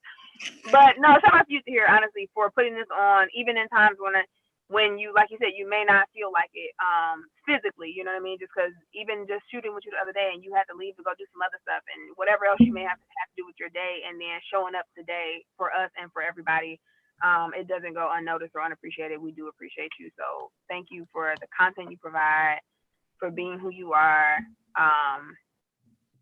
For zooming with the homies. So that's genuine. That's honest. I'm a motherfucking people, dog.